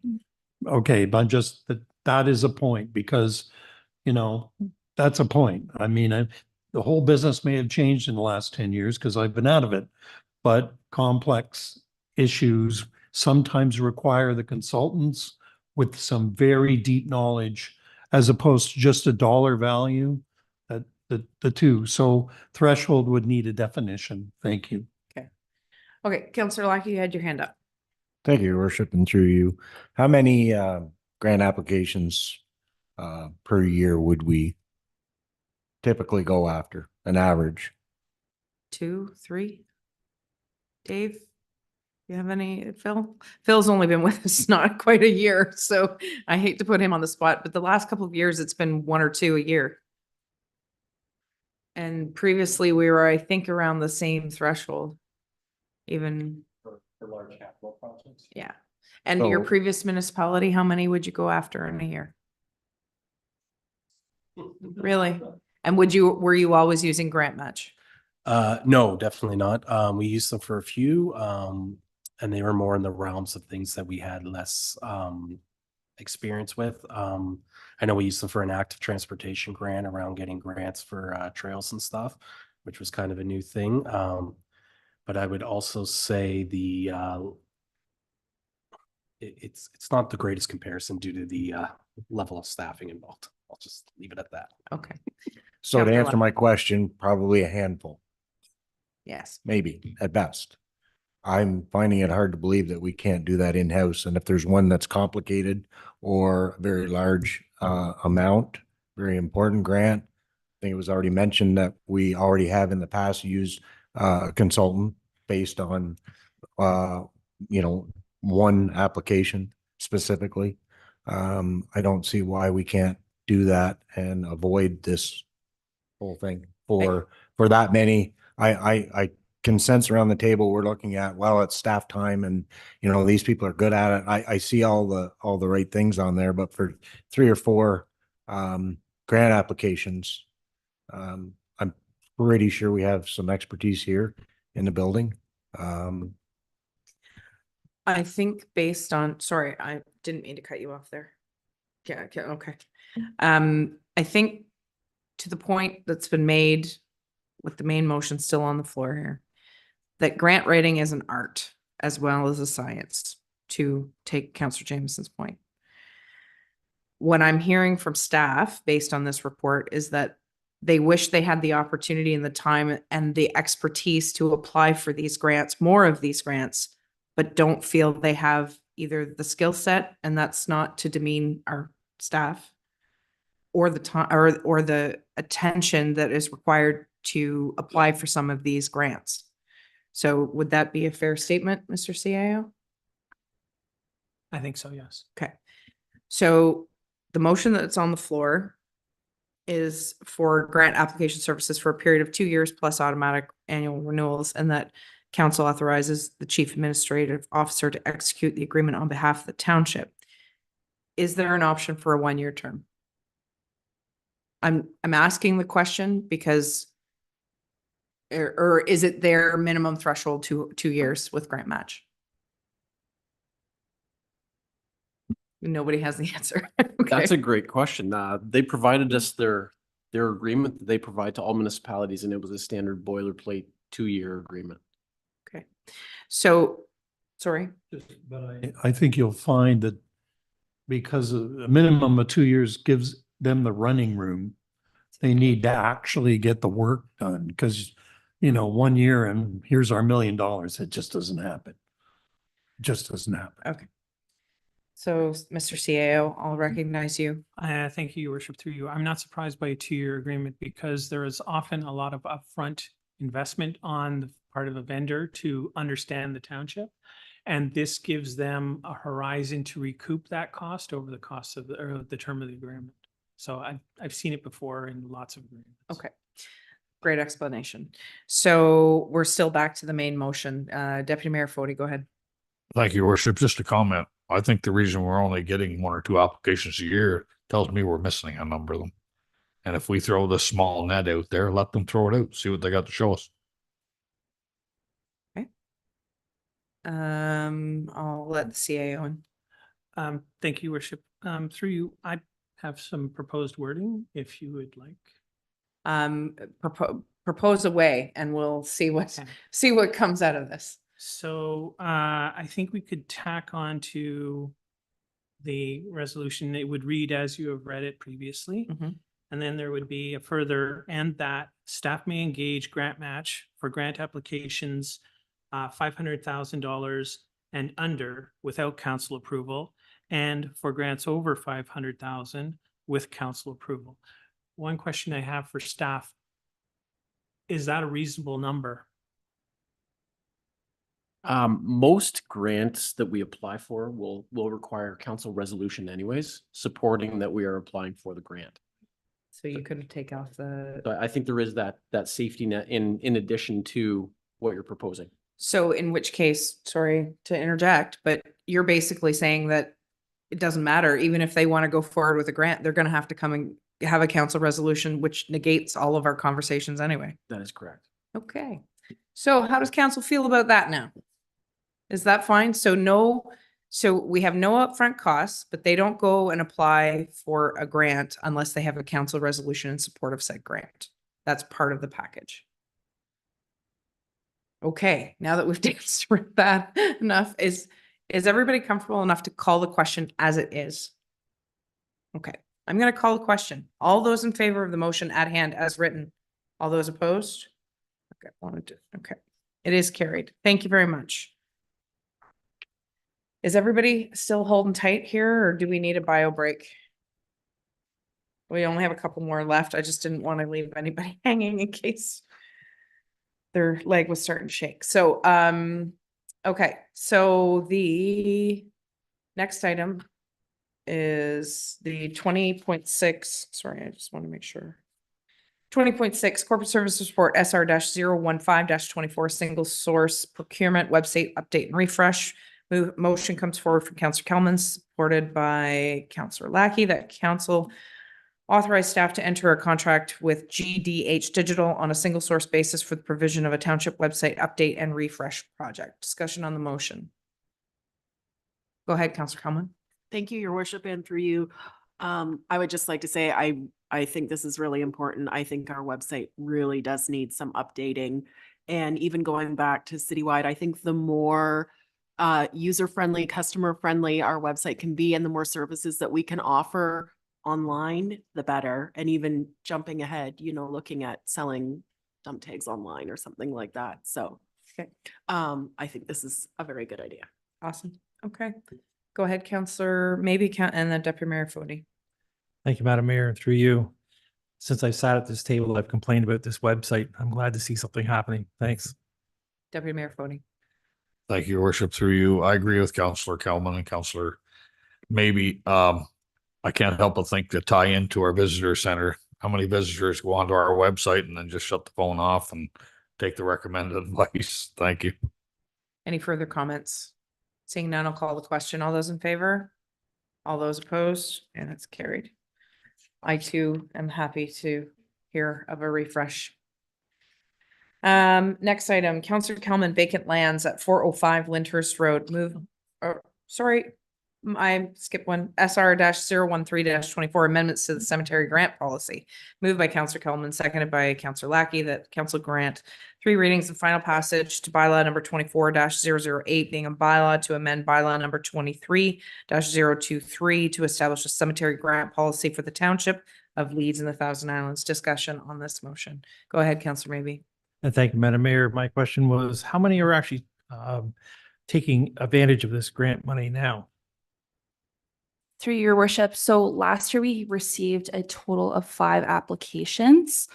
We also determined that 2 of the 5 applications did not meet the eligibility criteria. We have received 1 application so far. So I'm anticipating that we'll receive a little bit more this year. Okay. Any further comments or questions? Seeing none, I'm going to call the question unless we go ahead, Councillor. Just regarding the, I guess, accounting for the monies you receive, i.e. if you were a very small group, and I mean a couple of people looking after some cutting of grass and whatnot, what kind of accounting are we looking for? Sophisticated spreadsheets, or are we looking Separate for bank account. a separate bank account? And are we just looking for gas receipts and so on, that kind of thing? Yes, very, very basic. Very financial basic stuff. receipts. Okay, thank you. Any further comments or question? I will call the question. All those in favor? All those opposed? And it's carried. Thank you. Now I'm on to 20.8. Councillor Kelman, vacant lands at 405 Lyndhurst. apologize. Counselor Kelman, vacant lands at 405 Lyndhurst Road. Moved by Counselor Kelman, seconded by Counselor Jameson. Whereas the township owns vacant lands located at 405 Lyndhurst Road, Lyndhurst, and which is also known as the property, and whereas it would assist council to have information about the property and considerations to be taken into account in respect of potential public uses of the property. And now therefore be it resolved that council hereby directs staff to bring forward a report at the March 18th, 2024 council meeting about the property and the matters that should be taken into consideration prior to any future use of the space by the public. So thank you, Councillor Kelman and Councillor Jameson. Motion is on the floor. Any discussion? Go ahead, Councillor or Deputy Mayor Fody. Thank you, Your Worship. Through you, my only question when I read this, do the staff have time to get this ready by March 18th? I believe they've already been working on some data collection already. Director Holiday.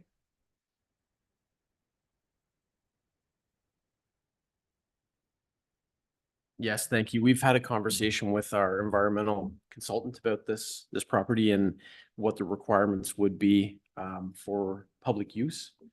There are some pretty there's a lot of requirements for it to be transferred to a public use. We have to make sure that that it meets certain thresholds and that we don't have anything leaving the site, as an example, or exposure. So it does require, a phase 1 ECA to start, and then it does require a phase 2 following that and everything subsequent thereafter. So we're going to gather some more data on that and some associated costs and be able to provide some information back. So I don't think it's an onerous process, but it's already begun. Okay. Any further comments or questions about the motion that's at hand? Okay. I'll call the question. All those in favor? All those opposed? It's carried. We look forward to that report at the March 18th meeting. Next item, Councillor Jameson, garbage tag distribution Ward 2, moved by Councillor Jameson, seconded by Councillor Lackey. Whereas encouraging sound environmental practices of concern to all residents in the priority in the township. And whereas the township has canceled the distribution of garbage tags to the selected businesses in Ward 2 to sell to residents without an alternative plan to make the tags available to residents in a convenient manner. Now therefore be it resolved that the staff be directed to resume the tag distribution practice as it was until council is presented with a reasonable and efficient option that ensure optimal customer service. So the motion's on the floor. Any discussion? Councillor Jameson, go ahead. I realize that there will be some pushback with respect to my comments, but this is what I'm hearing. I realize that staff has takes another point of view with respect to my comments, but residents don't. I understand that this decision was made in October. I didn't know anything about it. If I missed a report on that, I apologize. But it seems like in the last 2 weeks, getting in and out of the post office has been an increased challenge because people are given information after the fact that may not be accurate, but little things like this, and it is petty, but not irrelevant. So I hate to bring petty and irrelevant to the table, but it is somewhat irrelevant or it is not petty and it is not irrelevant to the extent that you have a lot of people out there with some information that may not be correct. But the bottom line is that it does not seem that we are carrying on with delivering these tags to certain businesses as we have for some years and are expecting the businesses to go and get them, or everybody up there in the near north to come down to Lansdowne.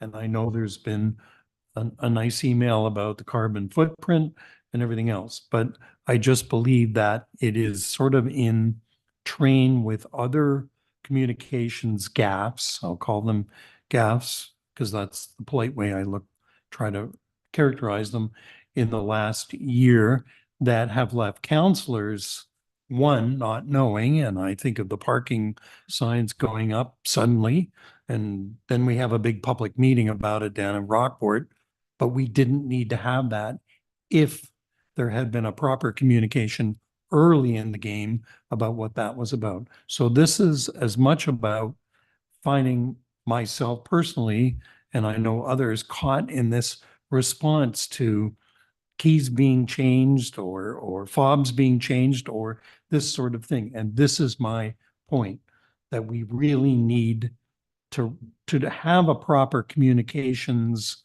policy or process that ensures that when something is going to be changed, we know about it, one.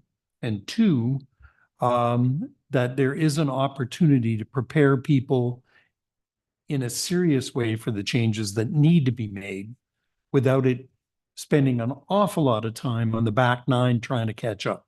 And that's really the point of my motion. I'd like to get back to these businesses getting them. I think that as a result of our current operations director, I know staff are periodically going to fix our buildings, which wasn't happening when we came on council. And those are the good things that have happened. But when those people are up there, they may be the ones that can courier these things. I mean, I don't want to get into the weeds, but the point is that people care about the tags in that sense. They care about the little stuff. They don't even notice the really good things we do. So this is the point of my motion. Whatever the inaccuracies are, I stand by it, win or lose. I'd like to see the yellow tag program back in the stores and this whole thing settle down. Thank you. Okay, comments. I'm going to recognize the CAO and then Councillor Kelman and Councillor Corrupt. Thank you, Worship. I appreciate your frustration, Councillor. However, I'm offended that you would bring this motion knowing that it's incorrect and making these allegations to staff in open council, especially when we've had a conversation separately and you understand the accuracy of what's actually happening. So to say things like we've targeted select businesses in Ward 2 is just wrong. This is township-wide. The program was township-wide. And there's nothing that, I think this is just pandering to fueling the fire that the North doesn't get anything and everything radiates out of Lansdowne. And I don't think that's helpful.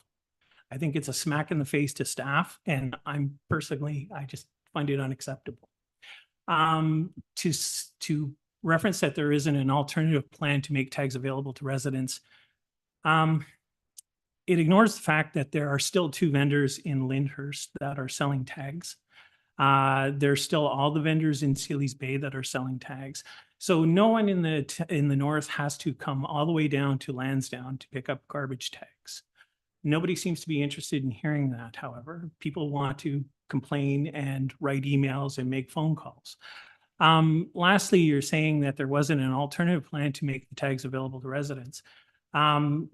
We are in discussions with the library, as you know, about having the branches carry tags as they once did before. And the CEO of the library seems to be pretty receptive to that. It's a fundraising opportunity for them. And so I don't see any reason why that can't resume. As part of the website refresh, we will also have the online capacity for people to order tags through the website and pay for them, and they'll be mailed out to them. So they don't have to go anywhere to buy their tags. What's the other thing?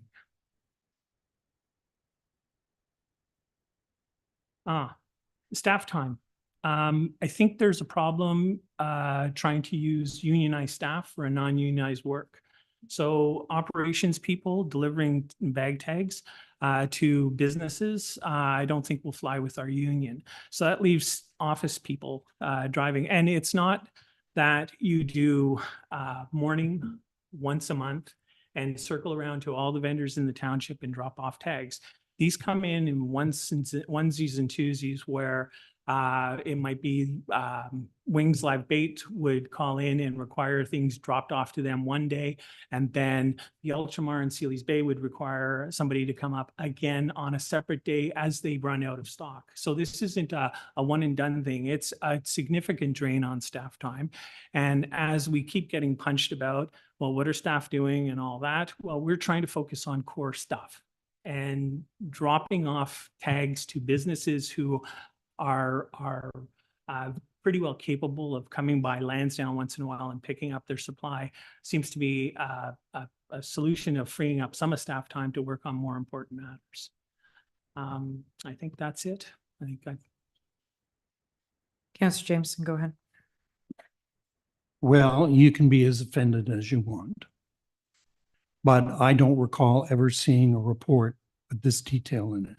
If I missed it, I apologize.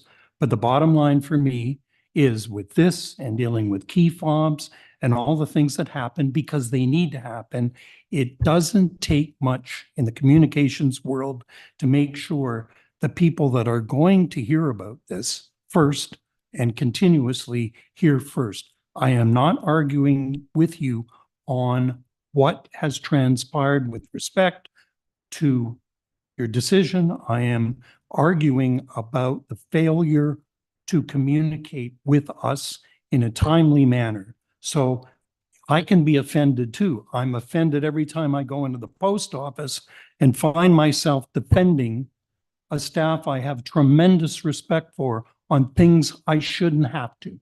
It's too minor. It's too unnecessary. So if you want to be offended, go ahead. But the reality is we need to clean up the communication side of what we're doing here, full stop. CAO. Thank you, Your Worship. So from a public lens, the resellers, the only process change was affecting the resellers on how they get their tickets. There shouldn't be any impact on the public. So is this what council wants us to do? Do you want us to report to you every time we are making some change that shouldn't have any impact to the public on the off chance that you're going to get an email? Your Worship, yes, simply because there are too many of these things happen, not because they shouldn't happen, but because the few minutes it takes to issue us an understanding of what's going on is a lot less time than it takes as we're sitting here. This is time being wasted. As we're trying to deal with other things that really count, time gets wasted. So yes, we really need to know these things because it's the little things that drive constituents nuts. If you try to explain the tax system or the roads repairs and all that kind of thing, it's just over their heads. We need to know these smaller things because it allows us to continue the work we're doing to support staff. So yes, very simply, we need to know in advance.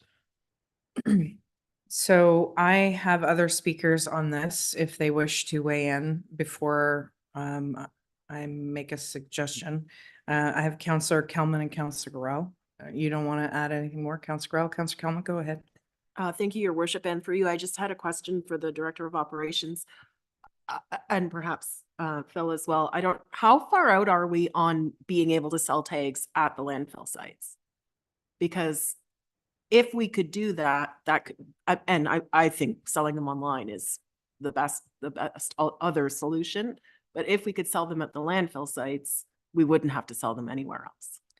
I might direct that to the treasurer because of the logistics involved with that. The operations staff obviously would, but I would hear it from through finance. Your Worship, not to speak for the landfill operations, but there would be some cash handling concerns. My understanding is there's not secure on-site premises to be holding various volumes of cash. In my experience in the past, you could look at possibly, I don't know, I'd have to talk to IT, but in my experience in the past, we've had landfills that were able to take debit and credit to kind of keep cash out. But my understanding is right now there isn't a secure place to keep cash on hand. And then you're also getting into the logistics of doing cash deposits from multiple locations around the township, which also presents its own obstacles. I think the better approach, as the CIO mentioned, it is definitely a focus of the website update. We did do that in my previous municipality, and we had quite the uptake on that. People ordering it online, and we fulfilled it through the township office. But Yeah, it's more of a cash handling procedure, and we'd have to make sure we put proper internal controls in place. But a tap situation might alleviate all of that. Yes, and I think it would also be important not to belabor the point, but it is if the operators at the landfill are then handling cash, that is a change to their job descriptions and their responsibilities, and cash handling does come with a certain level of expectations, so that would be a consideration as well. Okay, thank you for the clarity. Any further questions? No? Okay, Dave did you want to bookend anything there? I just wanted to add that we currently don't have power at 2 of our landfills. We're working on that. And the internet service there is non-existent as well too. So we wouldn't have that access currently for credit card and debit payment. Fair enough. Okay, Councilor Grow, go ahead. Thank you. Through you, your worship, again, just a question, because as I was listening, I was trying to get up to speed as to what the issue is. And is it that some delivery from this building to businesses was shifting and changing? Is that what has precipitated? It used to be that our staff would deliver bag tags for sale to the merchants. Mhm. And then that became more of a ping pong match. Sure. So it was decided, I believe, by staff, well, in October, you said, I think. So it was decided that if the merchants wanted to sell it, they had to come and pick them up here when they were down in this area. Then the question Phil was, pardon me, the treasurer was getting to it, chain of custody on these things. I appreciate pretty tough when you can't handle cash. So are there means of chain of custody, a delivery service that is not staff, that sort of thing? Does that work? I mean, this shouldn't be that complicated, frankly. Go ahead. Sure, if we want to expend taxpayer funds to drive. The business could pay for the delivery if that's what they want. Treasurer? Just to provide Councillor through Madam. So in October, we put out a notice saying that starting in the new year, we gave them 2 months notice that we could no longer provide delivery. Yep. I think it's important to note our letters and agreements with the businesses does not state anywhere that the township is responsible to deliver it to them. Yep. I think it's also important to note they do receive a 10% margin on the bag Yep. tags they sell. Mhm. And I think it's also important to note that we have 10 participating things and only 1 distributor opted to no longer continue because of the change. Mhm. Everybody else has continued on. Okay, so based on the comments that were made, I think as much as this issue coming forward as a specific issue, it's one of other frustrations by Councillor Jameson. Is that fair? Okay. So the motion is on the floor, which is to resume the tag distribution practice as it was before council is presented, until council is presented with a reasonable and efficient option to ensure optimal customer service. So the motion either has to be accepted or defeated, but I think that it poses other questions that we can go back to the CAO and the staff to have further discussions with, as what's been discussed around the horseshoe today. So Councillor Jameson, you want to let this stand, or how do you want to deal with this? I'd take it off the table, but that is not going to resolve the issue. Okay, no, The that's issue- fair. I just want, I recognize that it has all kinds of inaccuracies. It is a reflection of what's going on in the street. And at a certain point, you have to just look at that and say, what are we doing wrong that causes this? And it comes back to me, it's the communications piece that just isn't working. So let's look at that. okay. Thank you. So I'm going to read the motion again, and you can council members can vote in favor or against as they wish. So the motion comes forward from Councillor Jameson, seconded by Councillor Lackey, whereas encouraging sound environmental practice is the concern to all residents and a priority for the township, and whereas the township has canceled the distribution of garbage tags to selected businesses in Ward 2 to sell to residents without an alternative plan to make the tags available to residents in a convenient manner. Now, therefore, be it resolved that staff is be directed to resume tag distribution practice as it was until council is presented with reasonable and efficient options that ensure optimal customer service. All those in favor of the motion as presented? All those opposed? All those abstaining? And it is lost. Okay, so we can have further conversations about this offline, and hopefully come to some sort of resolution. And then I'm up for the mayor's update. So, Deputy Fody, Councillor Maybe, Deputy Mayor Fody, Councillor Maybe and I attended the Roma conference as was previously discussed in January 21st to the 23rd. So thank you, Councillor Grell, for asking for some more specifics about that. I think it is valuable to share the things that we have learned. Sealy's Bay Frost Fest was held from February 2nd to the 5th, and it was absolutely fantastic. So kudos to all the organizers in the Sealy's Bay area. The amount of children, families, and the people that were in attendance on the Friday night, I was able to get up there, was absolutely fantastic. One of the mainstays, Councillor Jameson, if I'm correct, Ms. Booker, Mark, she is retiring after 30 years of being a volunteer, and that says a lot about that community. And we're grateful to her and her steadfast nature to make sure that this event happens every single year. And she has passed the torch, and there are other members of the community who are going to hopefully ensure that this happens for another 30 years, and we're very grateful for that. Secondly was the Rockport Winter Carnival that was held on February 7th to the 11th. Again, a tremendous effort and a wonderful day. We were blessed with crazy, wonderful weather as we were up in Sealy's Bay. A little bit different, colder at night, but Rockport was sunny and beautiful on Saturday. Nonetheless, lots of families and both young and old, attending, having a great time together. And again, a fireworks display at the barn, at the Rockport barn. So thank you to all the organizers and all those who attended to support such a great community event. Family Day is next Monday. TLTI has a variety of programs for residents and their families to take part in. Please visit our website for the full list of programs. Heritage Week is from February 19th to February 25th, and it provides a wonderful opportunity for individuals and communities to reflect on their contributions to Ontario, how heritage is conserved, promoted, and commemorated, and how they might shape the future. Nonprofit Appreciation Week is from February 12th to the 16th, and it celebrates the vital role of nonprofits and their workers that they play in creating and maintaining healthy, vibrant, and inclusive communities here in Ontario. And just as an aside, we were asked to provide a list of a number of not-for-profits. Any not-for-profits we could submit to the, I believe it was the federal government for recognition.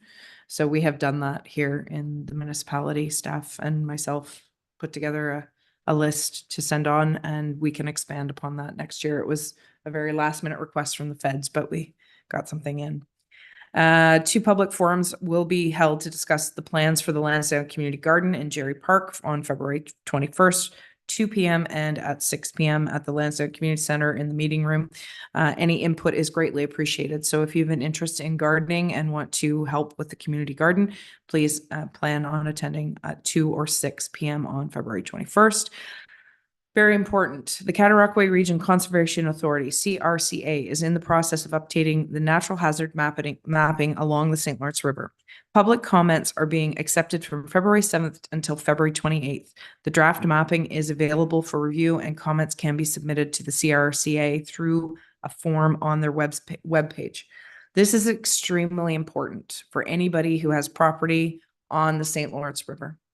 If you or someone you know or family, friends, acquaintances have a property on the St. Lawrence River, it is extremely important that they look at this mapping to see how the changes in the floodplain will affect the floodplain mapping, because once it is put into place, it will be more difficult to have those conversations after the fact. So it's extremely important that you're a part of the conversation and part of the consultation. I'm not going to confuse the two. I'm going to talk about the Lear project, but our social media and website has been updated to have a link so that you can go on and find it. There are certain buttons you need to tick in order to see on the mapping, which we will hopefully communicate on those posts so that people know exactly what to do.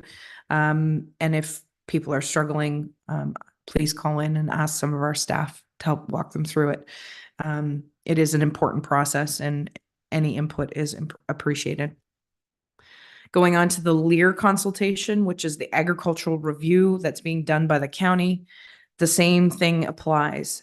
Some lands here in Leeds and the Thousand Islands are being designated agricultural that are currently designated rural. This is to increase the protected prime ag land designation. The challenge with this is it's being done from a desktop. We had a meeting at the county last week, and it was quite a robust meeting. If you or you know of anybody who currently owns rural property of any sort of size, I would say usually 50 acres or more, it's being affected. I can't say for certain that it's not if it's under that. But I know for my family, there were 2 parcels that were affected. One could not be farmed if you need a big whole ram in order to even make a rock pile. So it's, again, extremely important that people pay attention to these processes now, and we will do our best to inform the public so that they can be part of the consultation, because once the mapping is changed, it is very difficult to unmap. So it's important that you have your say. Now, the differences with the Lear through the county is that everybody whose property was changing was mailed a piece of mail letting them know that it was going to be changed.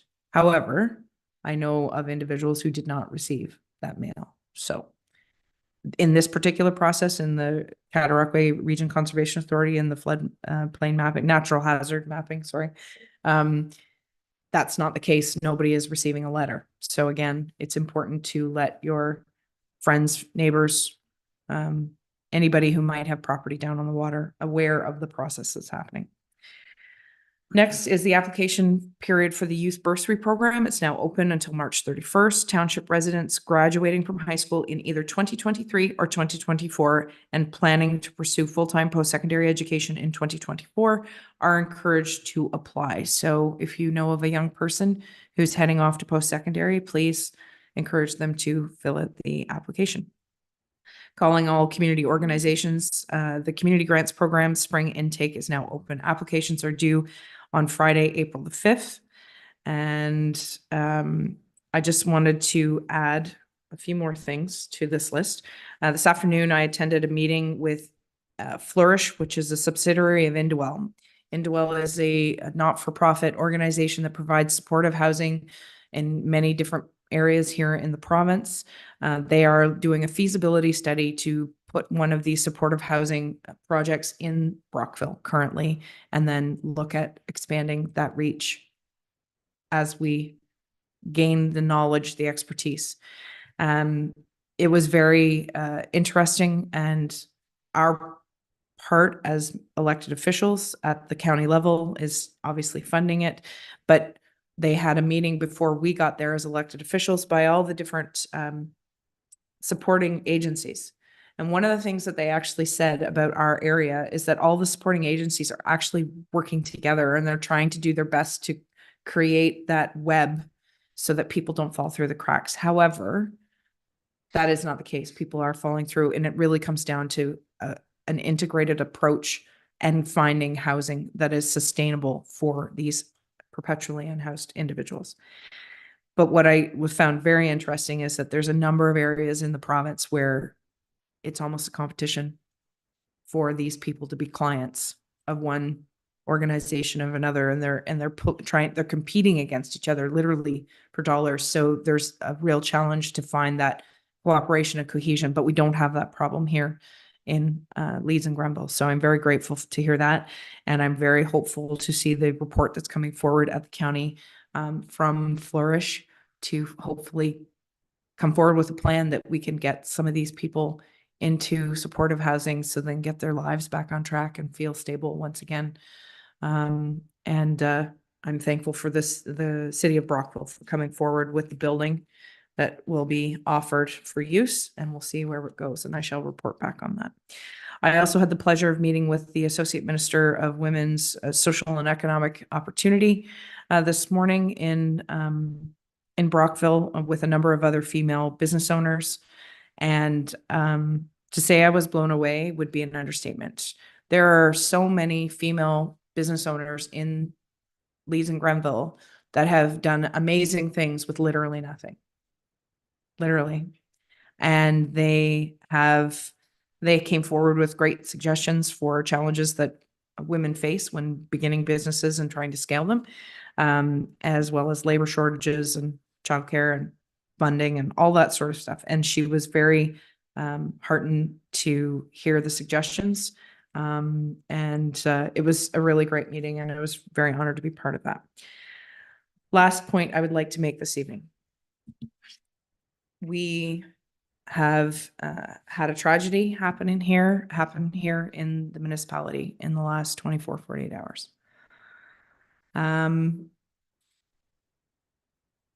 There is no conclusion at this point in time. One of the missing individuals was found safe yesterday evening and was treated and released home. We have no further details about anything being concluded at this point in time. We do know that emergency services still are being asked to be on standby. All I can say is thank you to our first responders who were out last night on a very terrible call with no conclusion. But there was a number of comments made on social media, which I know we have no control over, about what we should have been doing, how we should have been doing it, and of course, false information being thrown around. All I can do is implore to the general public. It is when somebody passes away or is presumed lost, it is not our responsibility to let anybody know. It is the OPP and the family. So my thoughts are with those who are still without their loved ones at this point in time. I am grateful that we have people that can be there to help. And I hope that that this is a learning opportunity for all of us, that regardless time, space, ice depth, it's a sad, sad tragedy that could have been avoided. And so I ask everybody to stay off the ice. Please, please don't ask us as a municipality and our volunteers to have to come, and we're there for you when you're needed, but please don't make us come, I guess is the most I can say. When information is available by the powers that be, then it'll be shared. So is there anything else anybody would like to add to that? Deputy Mayor Fody. Thank you, Your Worship. Just to back up to your United Counties meeting on the agricultural mapping, was there any statement or notification given to those planning meetings that the 4 meetings, 3 were held in Grenville, and the only one allotted to Leeds County was in the northeast over Crosby area? I mean, it's quite an insult, slap in the face to the agricultural community from Crosby, south and west in this township. I think the United County needs to be put on notification that don't let that happen again. And better still, the only thing that really passes by me, quite frankly, is to put 1 or 2 meetings in this area, which they still can do. I think it was quite ignorant on their part to do what happened here, and the oversight on the millions of dollars in agricultural investment in this part of our township, United Counties. On another note, on a somber tone again, if you would like to speak to 2 prominent gentlemen Hunter Grant and Douglas McIntoshes, whose celebrations of lives have been held since we last met at this table. Thank you for that reminder. In the last month, we have had to attend two celebration of life for people that are important to our community. And we also have another important one that is upcoming at the end of this month for a former firefighter. So Douglas McIntosh was a former councillor here in the Township of Leeds and the Thousand Islands. Or was it pre? No, I'm second guess. He started pre. It was pre, and then after. So he bridged the gap during amalgamation. If anybody had the pleasure of meeting Douglas, he would definitely tell you exactly what he thought. He was very passionate about the environment and preserving the Thousand Islands. And while we may not have always saw eye to eye, he was tenacious in forwarding his ideas and the protection of the environment in the Thousand Islands. He was 92 years old, I believe, and lived a long and full life. And our thoughts are with his wife, Blue, and his family during this sad time. Also, I would like to recognize the passing of Hunter Grant, who is a patron of one of our communities in a way that we are very fortunate. Also the father-in-law of one of our councillors here, Councillor Garrell. Hunter was a widely known publisher in the industry and sat on many boards, was recognized by many different associations and organizations, but most of all, it's his family that he poured his heart and life into every single day and into his community as well. So we're grateful for those two men who made indelible marks on our community, and it is an example to which we should all live into.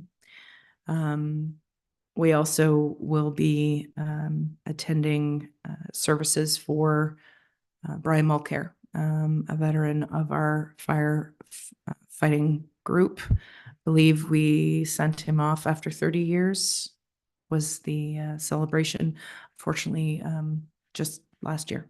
So our thoughts are with the Mulcair family at this time. Is there anything else that I've missed? Councillor Jameson, go ahead. Just to acknowledge the passing of Carol Johnson in Sealy's Bay. Was a longtime employee of this township, as we know.